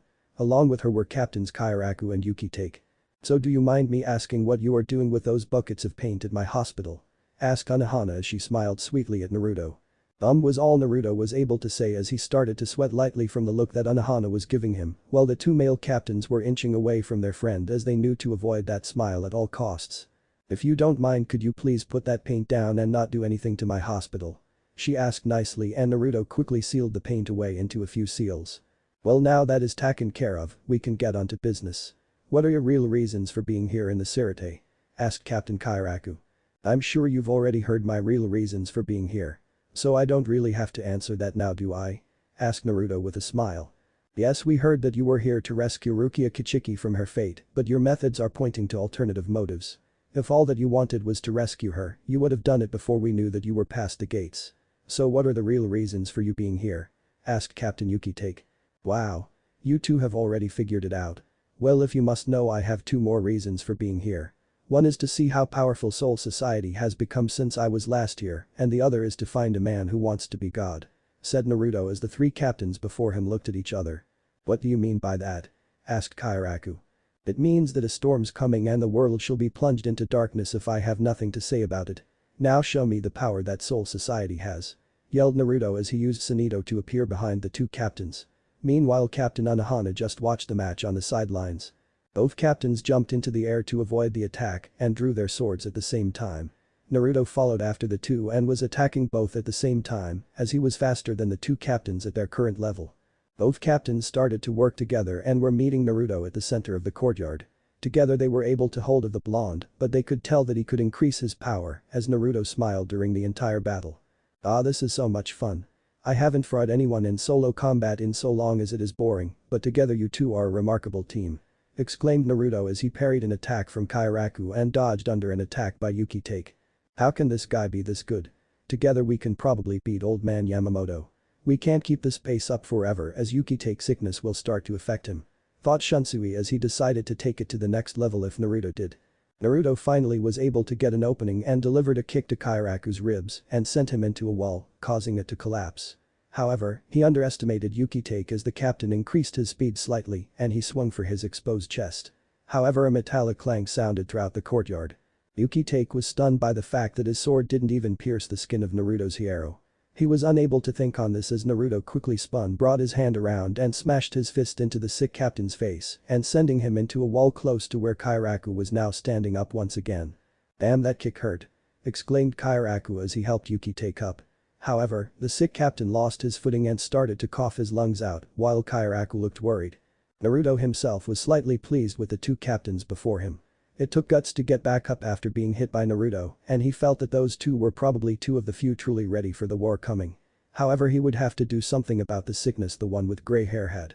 Kairaku was helping Yuki Take up when he was launched away from him by the blonde hollow, and he could do little as he watched Naruto lift a glowing blue hand to the chest of his friend who was still coughing. Slowly the coughing lessened as the blue glow transferred from Naruto to Yuki Take's chest. At that instant Yuki Take stopped coughing and fell unconscious. Kairaku charged Naruto and tried with all his strength to defeat him. After 2 minutes they stopped for a second and Kairaku asked what happened. "What did you do to him?" demanded the captain. "And nothing, just cured him of his disease," answered Naruto casually. "What, why would you do that?" asked Kairaku. "Because he needs to be at full strength to survive the coming war," answered Naruto as he heard a loud bang and looked to the sky to see a huge blue ball explode and send several smaller balls around the Sirte. "Now if you don't mind, I have to go find some friends of mine," said Naruto as he disappeared with Sunito. "Teamwork, well, I'll be damned." Ichigo slowly stood to his feet after crashing into the ground after his entire group had been blown into separate directions after entering the Sirte. Looking up, he realized that he had no idea where he was and furthermore how to get to Rukia. "Where the hell am I supposed to go now?" he questioned himself before he chose a random direction and just ran. "What just hit me?" asked Tatsuki as she stood to her feet and looked around the alley she was located in.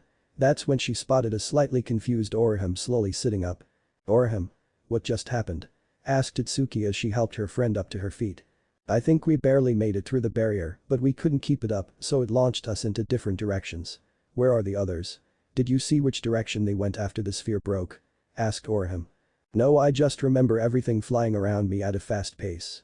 We should go look for the others before we do anything else though, and besides I'm sure Naruto is already rounding everyone up as we speak," said Tatsuki with hope in her eyes. "You're right, Tatsuki, Naruto will always put his friends before himself and I'm sure he's on his way here right now," shouted Orihime, unknowingly attracting a few nearby Soul Reapers. On the other side of the Sarate, Naruto felt a cold shiver run up his back while he waited in line for a hot bowl of ramen. "Ah man, feels like I'm going to be in trouble after I eat this bowl," thought Naruto as he quickly slurped down his 20th bowl. "Orihime, you have be quiet, we're in enemy territory so you never know where they might be," scolded Tatsuki, but it was already too late as they were surrounded by 4 Soul Reapers dressed in black ninja-like clothes. "You are under arrest for assaulting the Sarate, Ryoka. Surrender and we will promise you that no harm will be done to you," said one of the ninja. "How you think we're afraid of you? I was trained by an actual ninja, unlike you fake wannabes.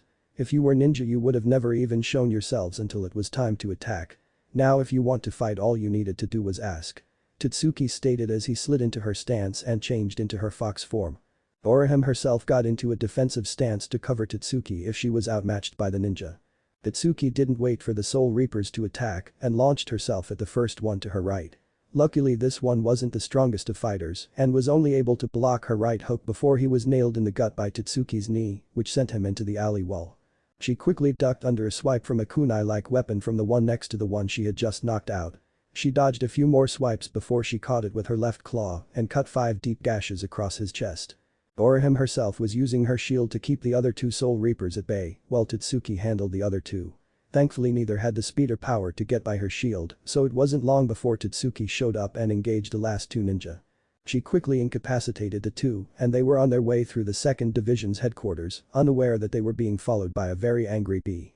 Their goal was to quickly find Naruto and free Rukia. Ryu and Chad slowly stood to their feet and realized that they were in trouble as they were surrounded by what seemed to be a small army of Shinigami, all looking at the 2 in confusion. "Kill them," yelled a random Shinigami as he raised his sword, rousing the other Shinigami to raise their swords. That the day started before a large shockwave knocked about 20 of them away into one of the many walls. The rest quickly stopped and stared at Chad as he still had his arm extended while it was still smoking. "We need to find Ichigo and Naruto," he stated in his deep voice while the remaining Shinigami looked terrified, but that didn't stop them from attacking. Many were quickly taken down as green arrows pierced many through the chest, knocking them out quickly. "My guess Naruto was right that it would be more efficient to use attacks that could only stun instead of kill," said Ryu as he fixed his glasses before he locked eyes with Chad and the 2 of them quickly attacked the remaining Shinigami. "That was anticlimactic," stated Chad as he and Ryu walked down the road before they both jumped back away from a weird-looking Shinigami that looked like a clown. "Would you look at this, we have 2 Ryoka here in the Sarate and one is a Quincy and the other I have no clue. After I beat you I will have to examine your bodies for use later," stated the captain as he drew his Zanpakuto. "Who are you?" asked Ryu as he and Chad both summoned their respective weapons. "If I were you then I would lower my weapons and come with me peacefully. You are both aiding a hollow being and I have been given full reign to use my powers and I don't need you alive to examine your bodies. Just like that other Quincy I examined a few years back," smiled the clown-looking captain. "It was you that ordered the Soul Reapers to not protect my grandfather," seethed Ryu as he readied an arrow while Chad looked confused about what the 2 were talking about. "Oh, so you were his grandson. Well, I'm happy to tell you that he gave more than enough information on how the Quincy works. I'll be more than happy to show you that fruits of my research," smiled the captain. "What's your name?" asked Chad before Ryu could answer. "I'm Captain Kurosaki, head of the Research and Development Squad," smiled the captain as he disappeared from view, or so he though, but the 2 could follow his movements if not barely. Ryu quickly fired off 10 shots from his spirit bow that made the captain jump back to avoid the deadly projectiles while Chad ran forward to meet the captain. Kurosaki narrowly dodged Chad's gauntlet and was shocked by the sheer force that the punch packed. He realized that he couldn't even afford to be hit by a single one of those punches. Quickly he tried to cut into Chad but once again had to jump back as more spirit arrows flew at him. Thankfully the last 5 days at Urahara's had been dedicated to teamwork exercises between the group of 4. They learned that Tatsuki and Chad were the close-range fighters, while Orihime and Ryu were perfect for covering their backs and exploiting any openings that they saw. Quickly Kurosaki continued to dodge bolts and the occasional punch from Chad. It was a tedious business, but neither side was able to land a successful hit on the other. So in frustration Mayuri released his Shikai, which resembled a trident-like blade. "I'm impressed that 2 Ryoka could hold me off so well, but it ends here," My Zanpakuto now is deadly even from the slightest of scratches," stated the captain, while Chad and Uryu both regrouped. "Chad, get him into the air and I will finish this fight. Don't let him hit you with his blade," stated Uryu as Chad nodded before charging at the captain. "Not this tactic again, didn't you learn that it won't work?" asked Kuretsuchi, but he was surprised when Chad hit the ground 10 yards in front of him, causing the ground to act like a catapult and launch him into the air, where Uryu was already waiting. "Spirit arrow, Miss Lee," he yelled as a very large dark blue arrow shot from his bow right into the airborne captain. "If you haven't noticed, I have made them all stronger than before and have made my own attacks for a few of them. Orihime will still be a bit of a coward and won't attack often like Tatsuki. Chad is also much faster than before, but still not even close to being the fastest." Kuretsuchi slammed into the ground where the arrow exploded in a dark blue haze. Uryu landed by Chad and the two stood at the ready, expecting Kuretsuchi to pop out at any second. "Now you've seriously pissed me off," came the voice of the madman as he stood out of the crater, bleeding heavily and missing an arm. Tatsuki and Orihime were quite frankly in trouble. Facing them was a petite woman around Tatsuki's size, and by what they knew she was a captain. "So isn't this a surprise to Ryoka here in the Seratai after the being Naruto shows up a day in advance? I'm taking the two of you are with, and if that is so then I will have to take you in," she stated, as if she didn't really care about them. "So who are you supposed to be?" asked Tatsuki as he looked at the small captain. "I am Captain Soifin of the 2nd Division, little girl," she stated. "Oh no you didn't. I'm not some little girl. I'll beat your ass into the ground," yelled Tatsuki as he transformed into her fox form. "Looks like you won't be coming in peacefully," stated the captain before she disappeared from view. Tatsuki looked around for a second before she sensed an attack and rolled out of the way, narrowly avoiding a powerful kick delivered by the small captain. Tatsuki spun on her heel and tried to deliver a high kick to Soifin, but the captain ducked under the kick and tried to attack with an uppercut that Tatsuki barely managed to block. She jumped back and crouched low to the ground and she grew her second tail to increase her power. "Interesting," muttered Soifin as she took a defensive stance and barely managed a clawed swipe from Tatsuki. For the next few minutes Soifin was on the defensive as she was dodging the deadly attacks. A few had made it through, but the cuts were extremely shallow.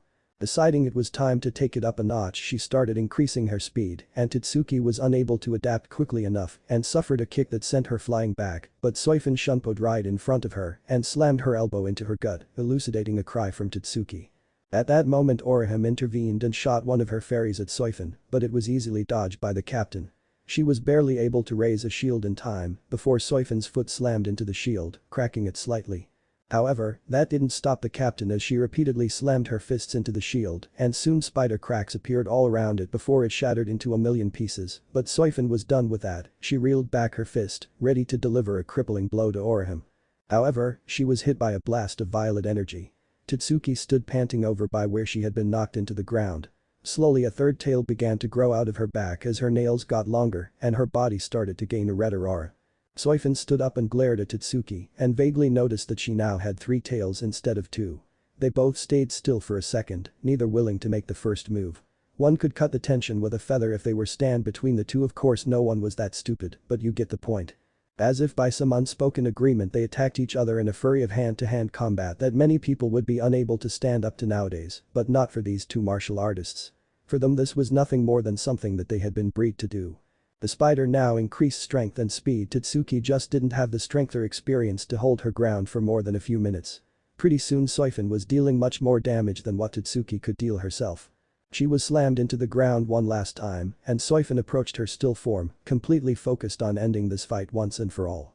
She was so focused on defeating one of the few beings to have ever given her a good hand-to-hand battle in decades that she didn't even notice the blade of energy coming from behind her until it was too late. She screamed in pain as she felt her back get cut open pretty deeply. There was just no way that she could be defeated by these two Ryoka. How could she completely forget about the other one that was just there for support? Orihime was panting heavily after that last attack. She had finally had enough and attacked with purpose and had even seriously wounded the captain. It was about time too, as Tatsuki's life could have been ended by the formidable captain, but one opening was all that was needed to win this battle. She quickly ran over to Tatsuki and healed her while the captain had lost conscious. Tatsuki thanked Orihime and the two were off to find Naruto. Ichigo and Ganju were now facing a very pissed off Renji at the bottom of a very long set of stairs. Unknown to both parties, Naruto was watching with a large bag of popcorn and a camcorder to record one Ichigo's very first fights. He had even made a large group of female clones that would swamp Ichigo if he won the battle. Oh, life was good. Chad and Uryu looked on slightly disgusted as Koritsuchi grew his arm using a very strange regenerative formula. "I am going to finish this in one blow," declared the caption, but before he could even react he was bombarded by spirit arrows once again. "We're not going to give you that chance," declared Uryu as his hand began to glow blue and many bows started to grow out of his glove. Chad gripped his arm as energy began to build in his fist.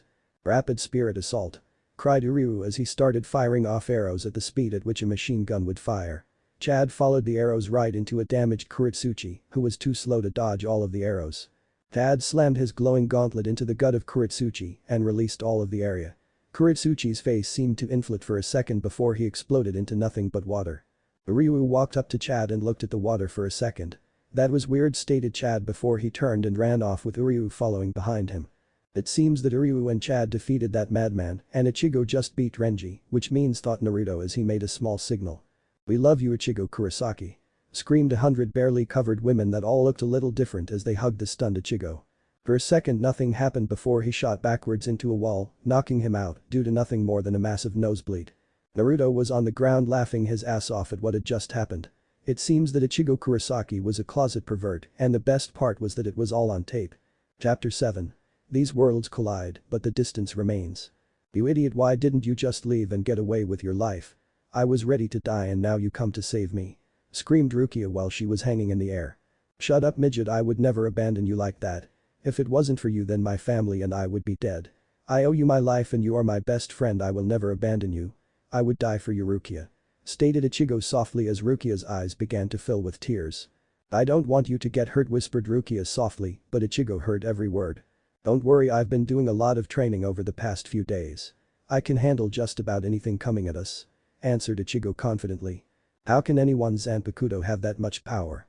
asked Captain Soifin as she stared at Ichigo holding off the blazing phoenix. "Just let me handle this overgrown chicken and we will be on our way," shouted Ichigo as he forced the phoenix back and charged at it. But before he could reach it, Captains Yukitake and Kairaku both showed up and subdued the giant bird. Only to run away from a furious Captain Commander. "Looks like Renji made it after all," stated Ichigo as he watched Renji beat his way through a few low-level Shinigami. "Took your sweet time getting here, Renji," yelled Tatsuki as she and Naruto appeared out of nowhere just a few yards away from the group of captain that were already there. "Shut up. I had to fight through my old captain to get here. You just followed Naruto all the way here," retorted Renji, while both Naruto and Ichigo had tick marks on their heads, indicating how annoyed they were. "Shut up, Renji. Now take Rukia and run," yelled Ichigo. "And how do you think I'm going to be able to make it up there past all these captains?" yelled Renji back. "Who said anything about you coming up here? Ready or not, here she comes," yelled Ichigo as he lifted Rukia up above his head with one hand. "Put me down, Ichigo," screamed Rukia. "What are doing, Ichigo? That's crazy," yelled Renji, but Ichigo threw Rukia like a Miss Lee and nailed Renji right in the chest, sending him skidding 20 yards back. "Do not stop for any reason, Renji. You continue running until Rukia is safe," yelled Ichigo as Renji picked Rukia up and ran for their lives. "All lieutenants pursue the traitors," ordered Soifin. "Tatsuki, take care of the lieutenants. I will handle Soifin until Yoruchi shows up," said Naruto as Tatsuki turned to her three-tailed state and took off, blocking the exit of the three lieutenants. Naruto turned and stared at Soifin, but she just looked back with a smug look on her face, as if she had already won this battle. "You should run hollow before I finish you off once and for all," stated Soifin as she activated the Shikai of her blade. "Your overconfidence will only get you hurt. Go run along before you deal with more than what you can handle," stated Naruto, pissing Soifin off. "I'll kill you," screamed Soifin as she attacked Naruto. Naruto dodged every one of her frenzied attacks with ease and got bored quickly. He grabbed both of her hands and kneed her in the chest, making her gasp and throwing her across the ground. "Sorry, but my fight isn't with you, besides Yoruchi can easily handle you while I take care of some things I need to do," stated Naruto as he had just sensed a terrifying strength from across the Sirte. Soifin was startled when she saw her former captain appear using Shunpo right in front of her. "Hello, my little bee," was all she said before Soifin launched at her in an angry rush. Naruto looked on in interest as he observed the scene below. Out of all the captains that could have gone bad, it had to be the one that could cast an unbreakable genjutsu on anyone that looked at the blade. It was a magnificent weapon and he could tell it was powerful, but the man wielding it was pure evil. He rivaled Madara Uchiha when he was alive during his old life and was just as good at manipulating others like that poor girl down there. Now it was time to reveal himself to the one man who had the power to challenge him in a duel. Aizen was having a very good day, despite all the trouble with the stronger humans in the Sirte and that hollow that was running around. His plans were running perfectly and soon he would be in control of the Haigaku. Jin, we must complete our mission," stated Aizen as he left both Momo and Hitsugaya on the ground in the central 46 building. "Well, everything is according to plan, Aizen?" asked Jin. "Yes, but first we must deal with our follower," stated Aizen as the two looked up to another building and saw Naruto standing there. "Well, look at this, two captains both out for a pleasant walk while battles are raging throughout all of the Sirte. So do you mind explaining why I was released by the Spirit King to deal with you?" asked Naruto as he jumped down and looked at the two captains. "Pleasure to meet you, Hollow. We were just on our way to the hell to deal with these humans when you showed up," stated Aizen with a smile. "At the crap, Four Eyes, I know everything about you. I've known about you for 4,000 years now. I will kill you and save many lives by doing so, besides I'm not a Hollow anymore," stated Naruto with fire in his eyes. "Very well, I guess you will not join me in my quest to overthrow the king. Well then, I guess you are not worth my time after all," stated Aizen as he snapped his fingers and a large gargantua opened up behind him and three figures walked through the portal. The lad had black hair and green eyes and had an expressionless face on him that made him look superior to the other two. He had part of a Hollow's mask attached to the top of his head. The second had bright blue hair and eyes and his hollow mask along his jaw. He seemed to be glaring at the letter anchor.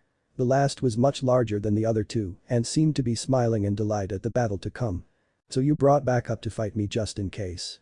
Well, it won't matter, I wasn't planning on fighting you today anyway," stated Naruto as the three ranker walked in front of Aizen.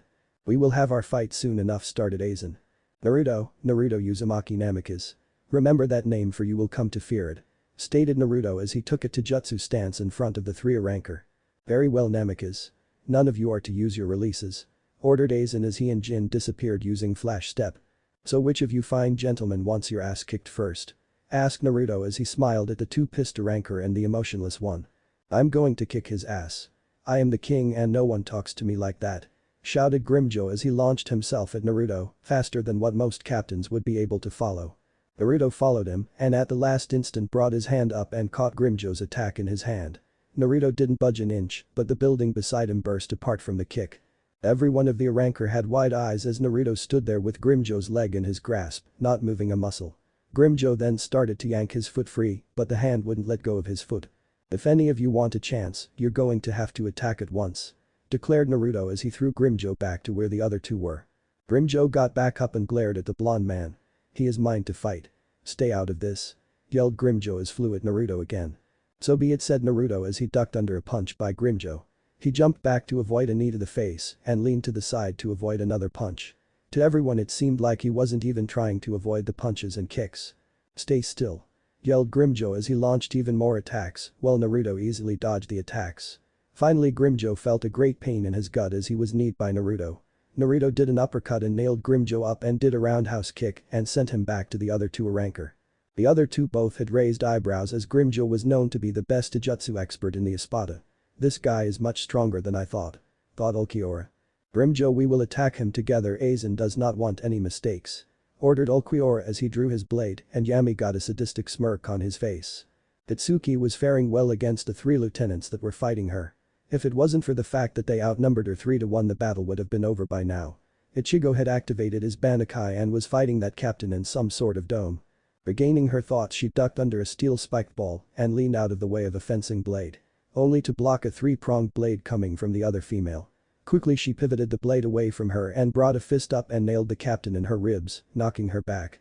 The large one again tried to smash her with his steel ball, but she evaded it and closed the distance between the two before she slid under his legs. While doing this, two of her tails wrapped around his legs and smashed him into the ground hard. She quickly dodged a series of stabs and slashes coming from the pompous-looking lieutenant. One of her three tails came around and knocked the blade to the side and she slid into his guard and using her claws, deliver 4 cuts right across his chest. It was at this moment that she noticed both Ichigo and Byakuya standing across from each other with their swords drawn. Suddenly Byakuya had a huge cut open up on his body, spraying blood around the area. At that moment Captain Unohana arrived on the scene, stopping Tatsuki from fighting the 3 lieutenants. "Lieutenants, you are ordered to stop fighting the humans and assist in the search of Sasuke-san. He is a traitor and has killed the Central 46. I want you to heal the orange-haired human while I handle Byakuya," she ordered, but none of the lieutenants moved or did Tatsuki until she smiled sweetly at them, causing them to stumble to do their jobs. She then looked at Tatsuki, "It seems you should find your friends, they are in danger," she said as she ran over to Byakuya and started to heal him. Tatsuki ran over to Ichigo right as he was done being taken care of by her former enemy. The two glared at each other before Isane ran back over to her captain as Tatsuki just stood by Ichigo. "Well, haven't you gotten stronger, Strawberry?" exclaimed Tatsuki. "HMPH whatever, Tatsuki, but we have to go find Rukia and Renji.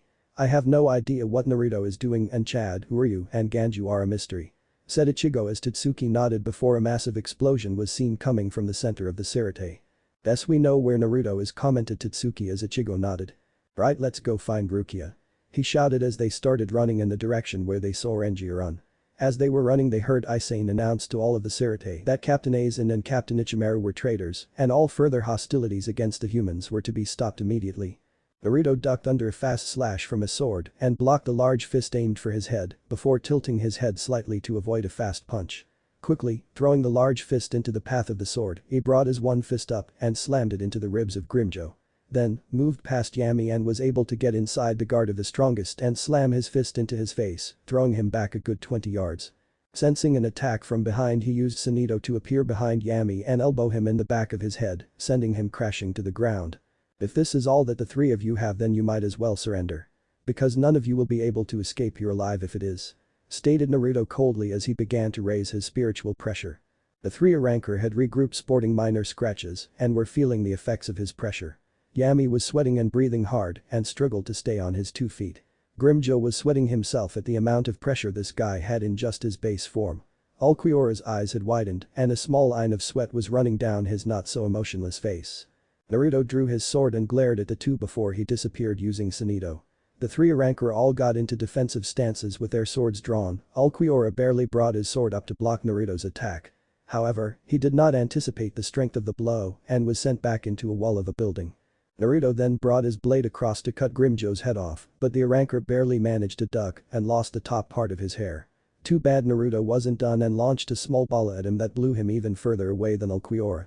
Last was Yami, and the larger ranker was able to block the first blow, but it knocked him off balance. Capitalizing on the larger ranker's bad position, Naruto brought his sword down, cutting off Yami's left arm. He then finished by slamming his fist into this ugly face, knocking him out cold. He then lazily raised his left arm, catching Ulquiorra's blade in his hand, to the shock of the ranker. "How?" he asked. "I fight for the ones precious to me. That is what true strength is," shouted Naruto as he kicked Ulquiorra over to where Yami was laying. Grimjo appeared over there holding his ribs as the earlier attacks from Naruto were now starting to take their toll on him. "I do believe I need to finish this, I'm sorry, but I need to end this," said Naruto as he started charge up a blue Zero into his hand. If one looked closely, they could see red and orange mixed into the Zero. Suddenly Naruto looked in the direction of where he felt a large chakra source and cursed under his head before he dissipated his Zero. "Looks like you three are lucky that I have more business to attend to. If we meet again, I am going to kill you," stated Naruto coldly as he flew off to where he felt Ichigo's and Aizen's chakra. Ichigo and Tatsuki were pissed at this four-eyed freak before them. He just all of a sudden appeared out of nowhere and attacked both Renji and Rukia. Rukia was nearly dead as the bastard literally ripped some purple jewel right out of her. However, no matter how hard they tried, this smug bastard just made them look like children. "The two of you are interesting, but you are not nearly strong enough to defeat me," stated Aizen as he used Shunpo to get right in front of Ichigo. Ichigo brought up his blade to block the attack, but it made no difference as Aizen's blade smashed Zangetsu to pieces and proceeded to nearly cut Ichigo in half. Aizen then used Shunpo to appear behind Tatsuki and aimed to take her head off, but suddenly his blade was caught by a hand. "You have just made the worst mistake of your life," said the deadliest voice that Aizen had ever heard in his life. Aizen ducked under a kick and jumped back and was soon joined by Jin and Tosen, flanking him on both sides. "So I'm taking it that you and me are now enemies, Namikaze?" asked Aizen as he saw Naruto glare at him with the most hate he had ever seen. "Naruto?" asked Tatsuki as she looked at the man she loved. Naruto for a brief second looked down at her and smiled. This one action caused her to completely relax for the moment. Naruto was always able to calm her down just by smiling at her with that perfect smile of his. Just then Ulquiorra and Grimjo used Sunito to appear behind the three captains, with Yami being supported by the two. Then suddenly most of the Gate 13 captains and lieutenants started to appear on the scene surrounding the traitors and ranker. Anohana was looking after Ichigo as Rukia was holding on to him for dear life, while Lysane was looking after an injured Byakuya and Renji. Yamamoto walked forward and stared at Aizen for a second. For your crimes against the Gate 13 and the Central 46, you Aizen Sasuke are hereby sentenced to death for high treason and the murder of the Central 46 and the attempted murder of many other Shinigami. Stated the head captain as Aizen chuckled at him. I'm sorry head captain, but I'm afraid I won't be taken today. Stated Aizen as a bright beam of yellow light came from a tier in the sky, where Julian's had opened gargantuas directly to Hukomundo, where the 6 enemies were now being taken as everyone looked in horror as Aizen was escaping. By the way, I would deal with that hollow that is standing not even 10 yards away from you. Said Aizen as he removed his glasses and slicked his hair back. Making him look pretty badass and much more deadlier than when he looked like the caring man they all thought he was. All of the captains surrounded Naruto with their swords drawn, but a few of them were looking hesitant. Yamamoto walked up in front of Naruto and started to look him over. Naruto for his own part did not flinch in the least when the head captain targeted him with his Ryatsu. The two just stared at each other for a couple of seconds before Yamamoto turned away from Naruto and started to walk away from him. When he reached the captains he turned and looked one more time. What is your name, Hollow? He asked as the other captains looked at him questioningly. The name's Naruto Uzumaki no Mikazu and I'm not a Hollow. I am the Forsaken. He declared as many were wondering what he meant by the Forsaken, but just shrugged it off. So be it Naruto. These Naruto and all of his friends are no longer enemies of the Sirete. We now have more important things to discuss. In 3 days we will have a meeting to discuss what everyone knows about Aizen. That includes Naruto and all of his friends. At this statement many of the captains just walked away, while a few stayed back to observe and talk to the humans, like Kenpachi, Hitsugaya, Kairaku, and Yuki Take. Ichigo was now on his 2 feet being supported by the much smaller Rukia when Naruto and Tatsuki made it over to them. Chad and Uryu were talking to Hitsugaya right now about everything they knew about Aizen and his link to Naruto. So you finally managed to beat Byakuya. It took you a while, but I guess this won't be the hardest fight that you ever fought. Oh hey Rukia, how are feeling now that your boyfriend saved you? Finished Naruto in a humorous voice. This last sentence made both of them blush and look at each other, and the two didn't do anything for a few seconds before they just looked back at the smiling face of Naruto. Well, we all just can't be a super powerful being that is literally the champion of the Spirit King. Plus don't make us kick your ass. Yelled Ichigo while Rukia was still trying to process how Naruto was a Hollow or Forsaken. She had no idea that he had powers, so she wanted to know the full story. Whatever, but you two better rest now. It seems that this war is going to consume the lives of many. We need you two at your strongest or this world as we know it will cease to exist. Stated Naruto as he watched the sunset in the horizon. He then felt someone grab his hand and he looked down to his side to see Tatsuki smiling at him. But if we all stay together then nothing will be able to stand in our way. She stated as Naruto smiled and nodded before he pulled her closer and kissed her passionately. They broke away and just sat down watching the sunset in the Sirete. Many of the other people on the hill decided to do the same thing. Just earlier that day they were all enemies, but now they were just people enjoying a moment of peace before the storm that would surely come to their peaceful lives. Chapter 8. Here we go now, the 8th chapter of perhaps what could be considered my greatest story to date. Just to let you all know, I am now contracted into the United States Army. So anyway, the Forsaken Fox is over halfway done now that the war is about to start. You see, in a war where it all comes down to direct confrontational battles, it usually tends to last as long as the number of men that you have at your disposal. Expect that there will be 2 large battles at which the Shinigami will fight directly with the Aranker. Both battles will be taking place in Hukomundo, as Naruto can directly send armies of fighters straight into Hukomundo. You also must include the fact that many Hollows fear his power and know that he was the greatest of all Hollows and has the power needed to defeat Aizen. So this chapter will be planning and training for the first invasion of Hukomundo for the past, I forget how many years since Naruto ended the war. If you haven't noticed, I like to just write these as they pop into my head. Now here is the 8th chapter of my story. Mr. Kurosaki and you are both being called up to the captain's meeting today at 10 to discuss Aizen's betrayal. Stated a lowly Shinigami from the 1st Division. Naruto was currently staying at the headquarters of Captain Kairaku, who had thrown a party to recognize the fact that they were no longer enemies to the Sirete, but very few showed up to the event. Those who did attend included a few of the captains including Kenpachi, Yuki-Take, Kairaku, and few of the other more party-loving Soul Reapers. What followed was a wild night where Naruto showed the Sirete why he was a god. He outdrank all of the captains combined and went on a journey through the Sirete, pranking everyone he set his sights upon. With the use of his clones, not a soul was left untouched by his godliness. He even came upon an intimate moment between Rukia and Ichigo, who had left the party early. But not before he convinced all of his new friends to have their first ever drinks. Ichigo and Rukia only had a few drinks, but it was enough to have them stumbling a bit. Uryu had quite a bit and was yelling his ass off and dancing around, to the amusement of all his friends. Chad was basically his normal self, just standing around drinking. Renji, Ikaku, and a few other of the more rowdy reapers were having a drinking contest. Kenpachi was challenging everyone to fights just cause it was him.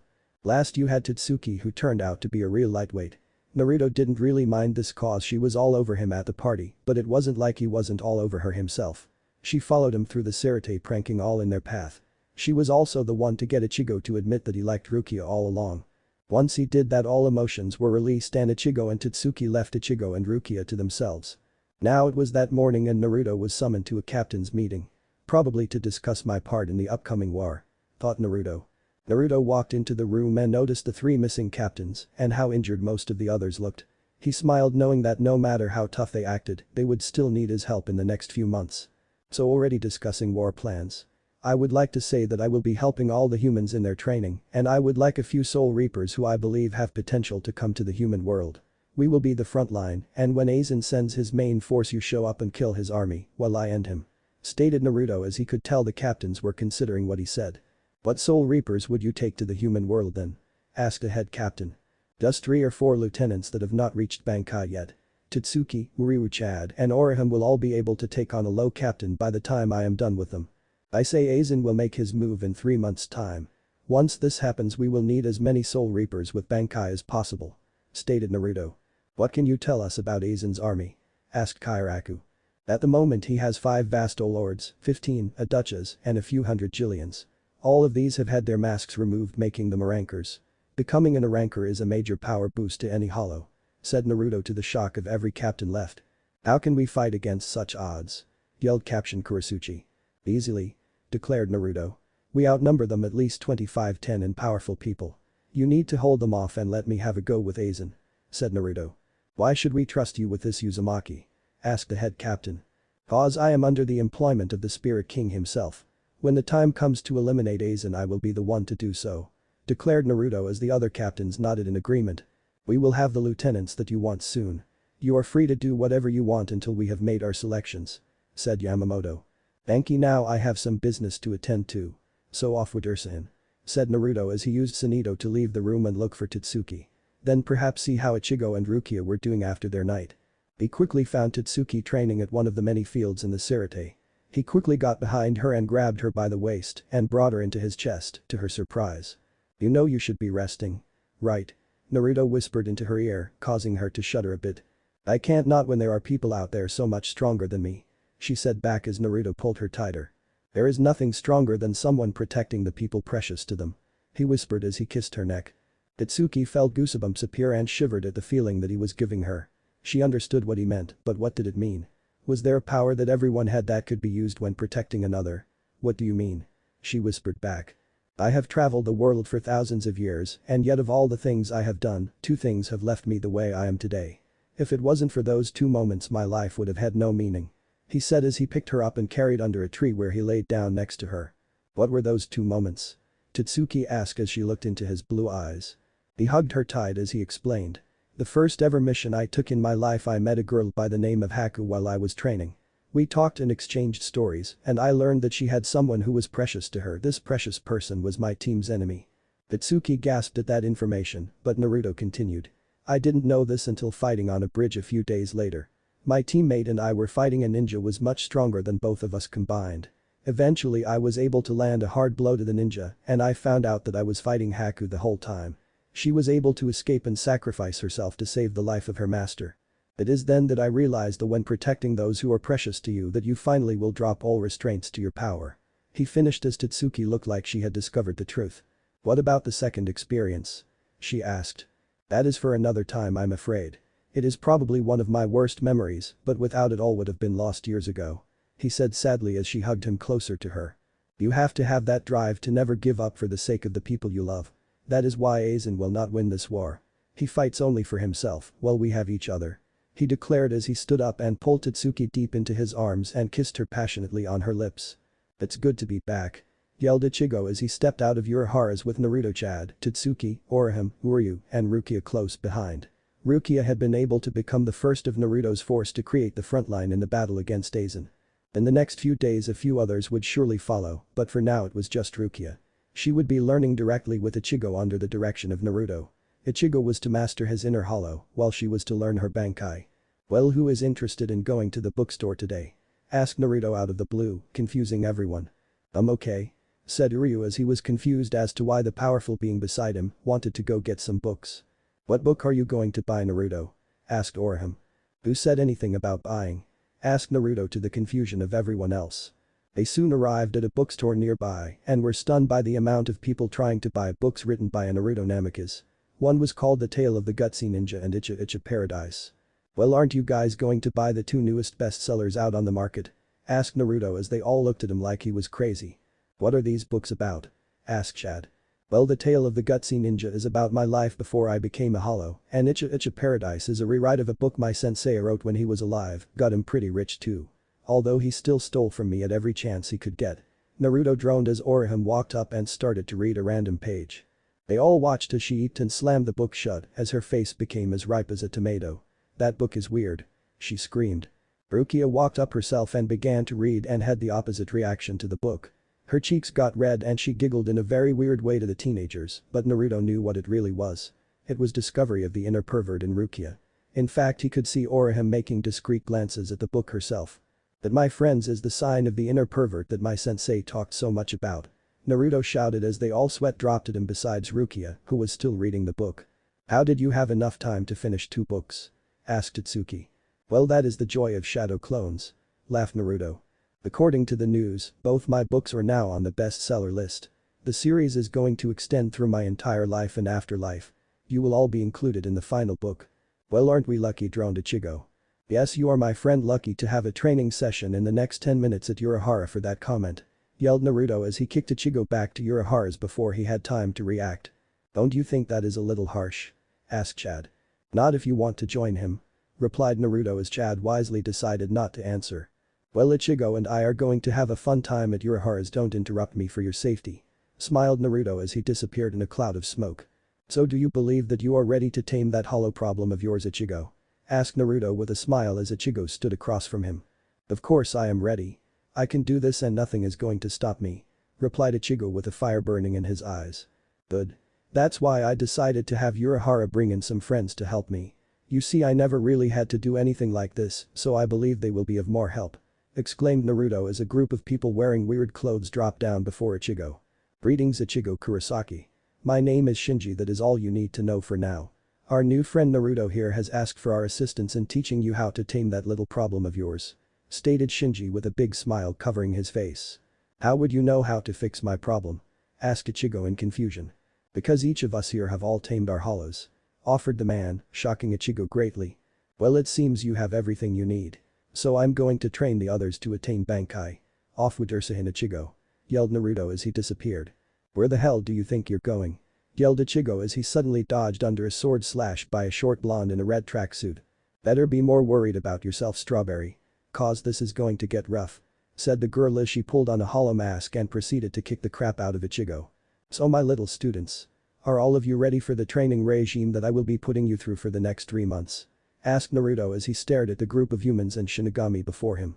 They consisted of Ranjiku of 10th Division, Ikaku of the 12th Division, Rukia Kichiki, and Renji.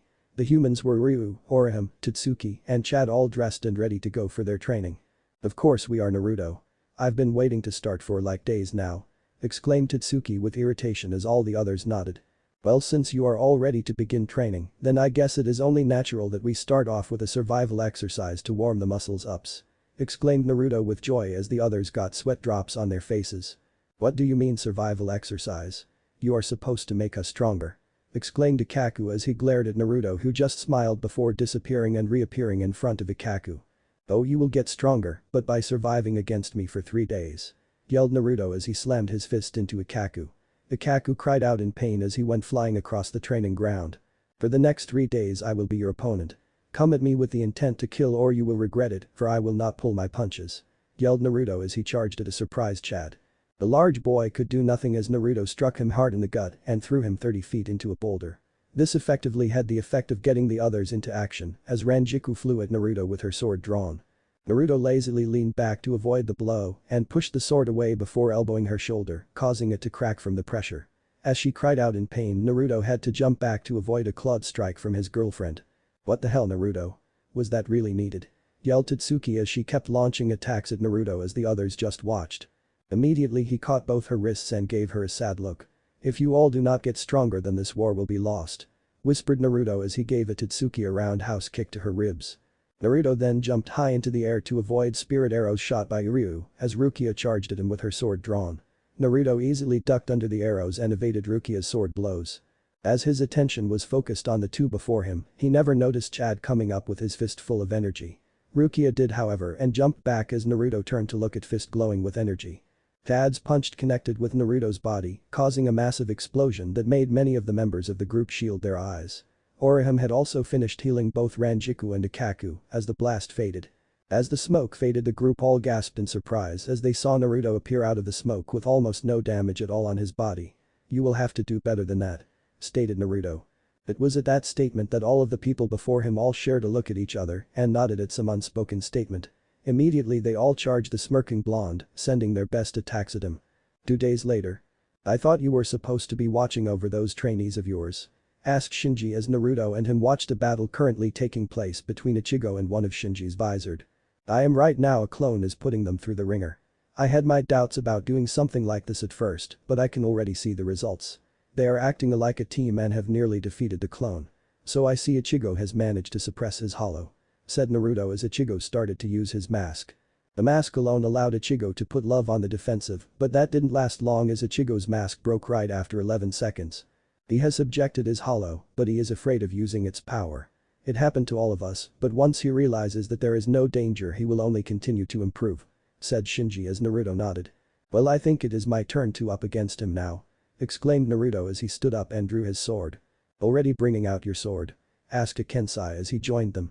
Kensai was a silver-haired man that was quite serious most of the time, but seemed to care deeply about his fellow visored. "Well, I had my sword out when I fought you.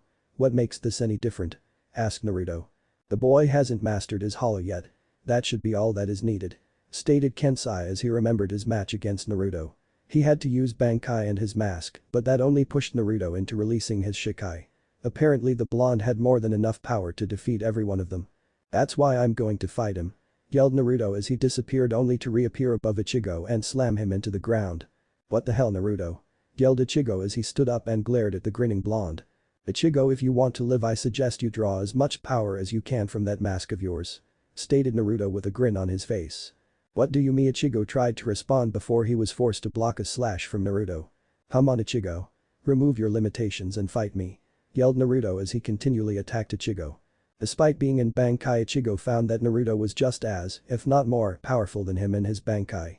In fact, he would need a little help from his hollow, just a little. So Ichigo drew on his mask and fired a Jutsuga Tensho directly into the face of a grinning Naruto. The red Jutsuga connected with Naruto in an impressive display of power as Ichigo stared at the explosion. Just then he ducked under an attack delivered by Naruto and retaliated with a counter that Naruto was just able to block. They remained in a power struggle for an instant before Ichigo pushed Naruto away, started to unleash a maelstrom of attacks at the blonde. It was then that Ichigo was able to break through Naruto's guard. Ichigo powered up his Jutsuga and Naruto watched as the black blade powered with energy flew towards his exposed chest. Only for Ichigo's mask to dissipate at that exact moment, killing the technique with it. "Tough luck, kid," chuckled Naruto as he delivered a haymaker to the stunned Ichigo. Ichigo flipped up in time to block a strike by Naruto's sword that had enough power in the attack to send Ichigo flying into a boulder not too far away in an impressive show of force. "Come on, Ichigo. Is this all the resolve that you have to protect your friends? Use that power you now have. It is yours to control. Let it flow through your body and attack your foes," yelled Naruto as charged at Ichigo, who had his eyes closed. "He is right. If I want to protect my friends, then my hollow is the only chance I have. I will not fail," thought Ichigo as he pulled his mask down once again and met Naruto's strike with one of his own. "Impressive, but don't think this is over yet. I have yet to release my Shikai or my Resurrection," said Naruto as a new blade formed in his hand as his other Zanpakuto disappeared. It wasn't long, only about a foot in length, but was black as night in color. "Now let's see how you fare against an Aranker release," said Naruto as his new blade began to glow a bright orange. "Roar Kurama," yelled Naruto as his entire body exploded in a show of power. When the release faded, a new Naruto stood in the place of the old one, but gone were the blue eyes that Naruto normally carried. Peering through the smoke were the eyes of a hollow staring through the mask of a fox. His chest was exposed, revealing a very cut body. His arms were covered in white armor, while his back seemed to be covered with orange fox hair that was close to a foot long. However, the tails were the biggest surprise. They weren't normal tails, but were instead bone-like blades that seemed to be too long for the body to even support. By the time I am done with you, Ichigo, you will know the true terror of being outclassed in every way. Stated Naruto as he went on all fours and more bone armor sprouted out, causing him to seem more sleek. Bring it on. Yelled Ichigo as he adopted his mask once more and charged the blonde. That strategy didn't seem to work well as Naruto disappeared from his vision for a brief second before he felt a massive amount of force collide with his back, sending him crashing to the ground. Ichigo spun in mid-air and planted his feet on the ground before launching a massive Jutsuga Tensho at Naruto. The blasted seemed to connect directly with Naruto, and if one could see Ichigo's mouth they would see him smirking. You actually believe that would hit me? Came a voice from Ichigo's side before he was smashed into the ground. He didn't get a chance to get back up as Naruto grabbed him and threw him into the air. You have yet to see anything, Ichigo. Cried Naruto as he appeared before Ichigo's rising body and slammed his leg into Ichigo, sending him towards the ground. My Bankai is perhaps stronger than this form. Said Naruto as he appeared before Ichigo again and delivered a haymaker to his face, sending him skipping across the ground. Then there is my final release. Shouted Naruto as he grabbed Ichigo by the neck and held him up. You yield to this monster. Yelled Naruto as he squeezed Ichigo's neck even more as the visor tried his hardest to remove Naruto's hand from his neck. Would you surrender and let me kill all those that you love and wish to protect? Yelled Naruto as he loosened his grip a bit. I will never yield. Ichigo managed to gurgle out as Naruto slammed his fist into Ichigo's gut, causing him to cough out blood. This isn't a game, Ichigo. If you continue to fight then you will die. Why continue when you can just let it all go? Asked Naruto as he slammed his fist into Ichigo's stomach again. They are my friends and I will gladly give my life for every single one of them. Yelled Ichigo as his sword appeared in his hands and he launched a massive Jutsuga Tensho at Naruto from point-blank range. The Jutsuga was easily twice as large as anyone he had ever fired in the past, and Naruto was surprised that Ichigo had that much energy to spare. As the black Jutsuga consumed his body, he smiled in pride as Ichigo's resolve managed to become the strongest weapon in his arsenal. I will never surrender. Muttered Ichigo as his mask broke away and he collapsed in exhaustion. Well, that was interesting. Muttered Shinji as he watched Naruto appear above Ichigo's body. Your release is indeed powerful, it seems to even put our Bankai to shame, even when our masks are released. Naruto turned and looked at Shinji before his release faded away and he returned back to normal. My hollow release is more powerful than my Shinigami release, due to me originally being a hollow. I guess that does make sense, so why did you attack him like that? It seemed that you had little to no restraint when you attacked him. Asked Shinji. When I use my hollow release it sort of forces me to adopt a more bloodthirsty persona. I just wanted to see how far he would go to protect his friends and he passed. Although I probably did take it a little too far. Said Naruto with a laugh at the end. Well, I better get going. I believe they are about to destroy my clone earlier than I expected. Said Naruto as he disappeared. Geez, and if I remember he said something about a release that combines the two. Interesting. Stated Shinji as he walked over to the beaten up Ichigo. Hail Beast Ball. Yelled Tatsuki as she launched a condensed ball of purple energy at the falling Naruto. An echo. Dash. Yelled Ranjiku as he fired a condensed beam of ash from her Zanpakuto at Naruto. Bikatsu Taiho. Yelled Renji as his Bankai fired a beam of red energy at Naruto. Koten Zanshin. I reject. Yelled Orihime as her attack flew at Naruto. Naruto looked up at the 4 attacks and cursed that Rukia, Ikaku Chad and Ryu had all been able to open him up like this. The boss is going to be pissed that I lost this quickly. He stated as the attacks hit him at the same time in a massive explosion. The 8 remaining fighters all remained at the ready, waiting to see if they had finally defeated the blonde after 2 days of straight fighting against him. They were lucky though that they had Orihime healing them, otherwise it would have been over long ago. Their blonde friend hadn't pulled any of his punches in the past 2 days. Many of them had received broken bones and deep cuts, but they kept fighting knowing that they would have to fight tougher opponents in the future. Still they fought on using each other's strengths to the best of their abilities and they had finally been able to turn the tide with that last attack. There was no way he would be able to take on the combined attack from all of their strongest attacks. As the smoke cleared they all looked on and all as nothing remained of where Naruto had been before. Did we vaporize him? Asked Ikaku in confusion. Bravo. I'm impressed that you were able to defeat a clone of mine in just 2 days alone. Said Naruto as he appeared above them in the sky. That was just a clone of his. cried Tatsuki in awe. Yep. Did you know I can make over 1,000 of them? Retorted Naruto with a smile as all the people he was fighting started to sweat nervously. Bring it on. Shouted Ikaku as he charged at Naruto. Oh, I will. Said Naruto as he clashed with Ikaku's Shikai before pushing him away. You have all gotten much stronger these past 2 days. Now for the next part you have a month to defeat a reinforced clone in one-on-one battle. After you finish you will receive personalized training from another clone. But we couldn't even scratch you alone. How are we even supposed to last a month without Orihim's healing? Cried Iryu in shock. Well, the rules are going to change. You will fight for 14 hours and the other times will be for eating, healing, and rest. So with it I leave you all to my clones. I myself am going to meet with the big man. Said Naruto as he made a large group of clones and disappeared. Are you sure this Aizen will be taken care of? Came soft but gentle voice. The owner of the voice revealed itself to be a beautiful girl looking to be in her late teens with long white hair and large grey eyes. I will give my life for you, Kami. He will be stopped no matter what. I promise you that on my soul, for I am Naruto Uzumaki Namikaze and as your champion I will never fail you. Declared Naruto as the being now known as Kami smiled at him. Be careful, my knight. My brother has been quiet for far too long. There is no telling what he has planned for this Aizen. Stated Kami as Naruto smiled at her. I don't take chances. You have given me a chance at redemption and I plan on taking it. As the Forsaken Child I will save this kingdom from all that threaten it. Said Naruto as he bowed at her feet before standing and exiting through a gate. You have suffered too much, Naruto. What happened in the past was out of your control. I have long since forgiven you for those deeds.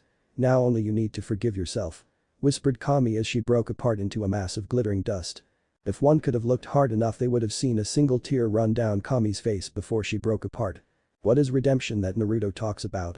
What did he do in the past that made it so that he could never forgive himself, even when Kami herself has forgiven him? Who is the mysterious brother of Kami that is helping Aizen in the coming war? Does Naruto have more to worry about than we all believed? Perhaps you may find out next chapter, but probably not. What if Naruto x Tatsuki and Bleach end here, and thanks for watching my video till the end.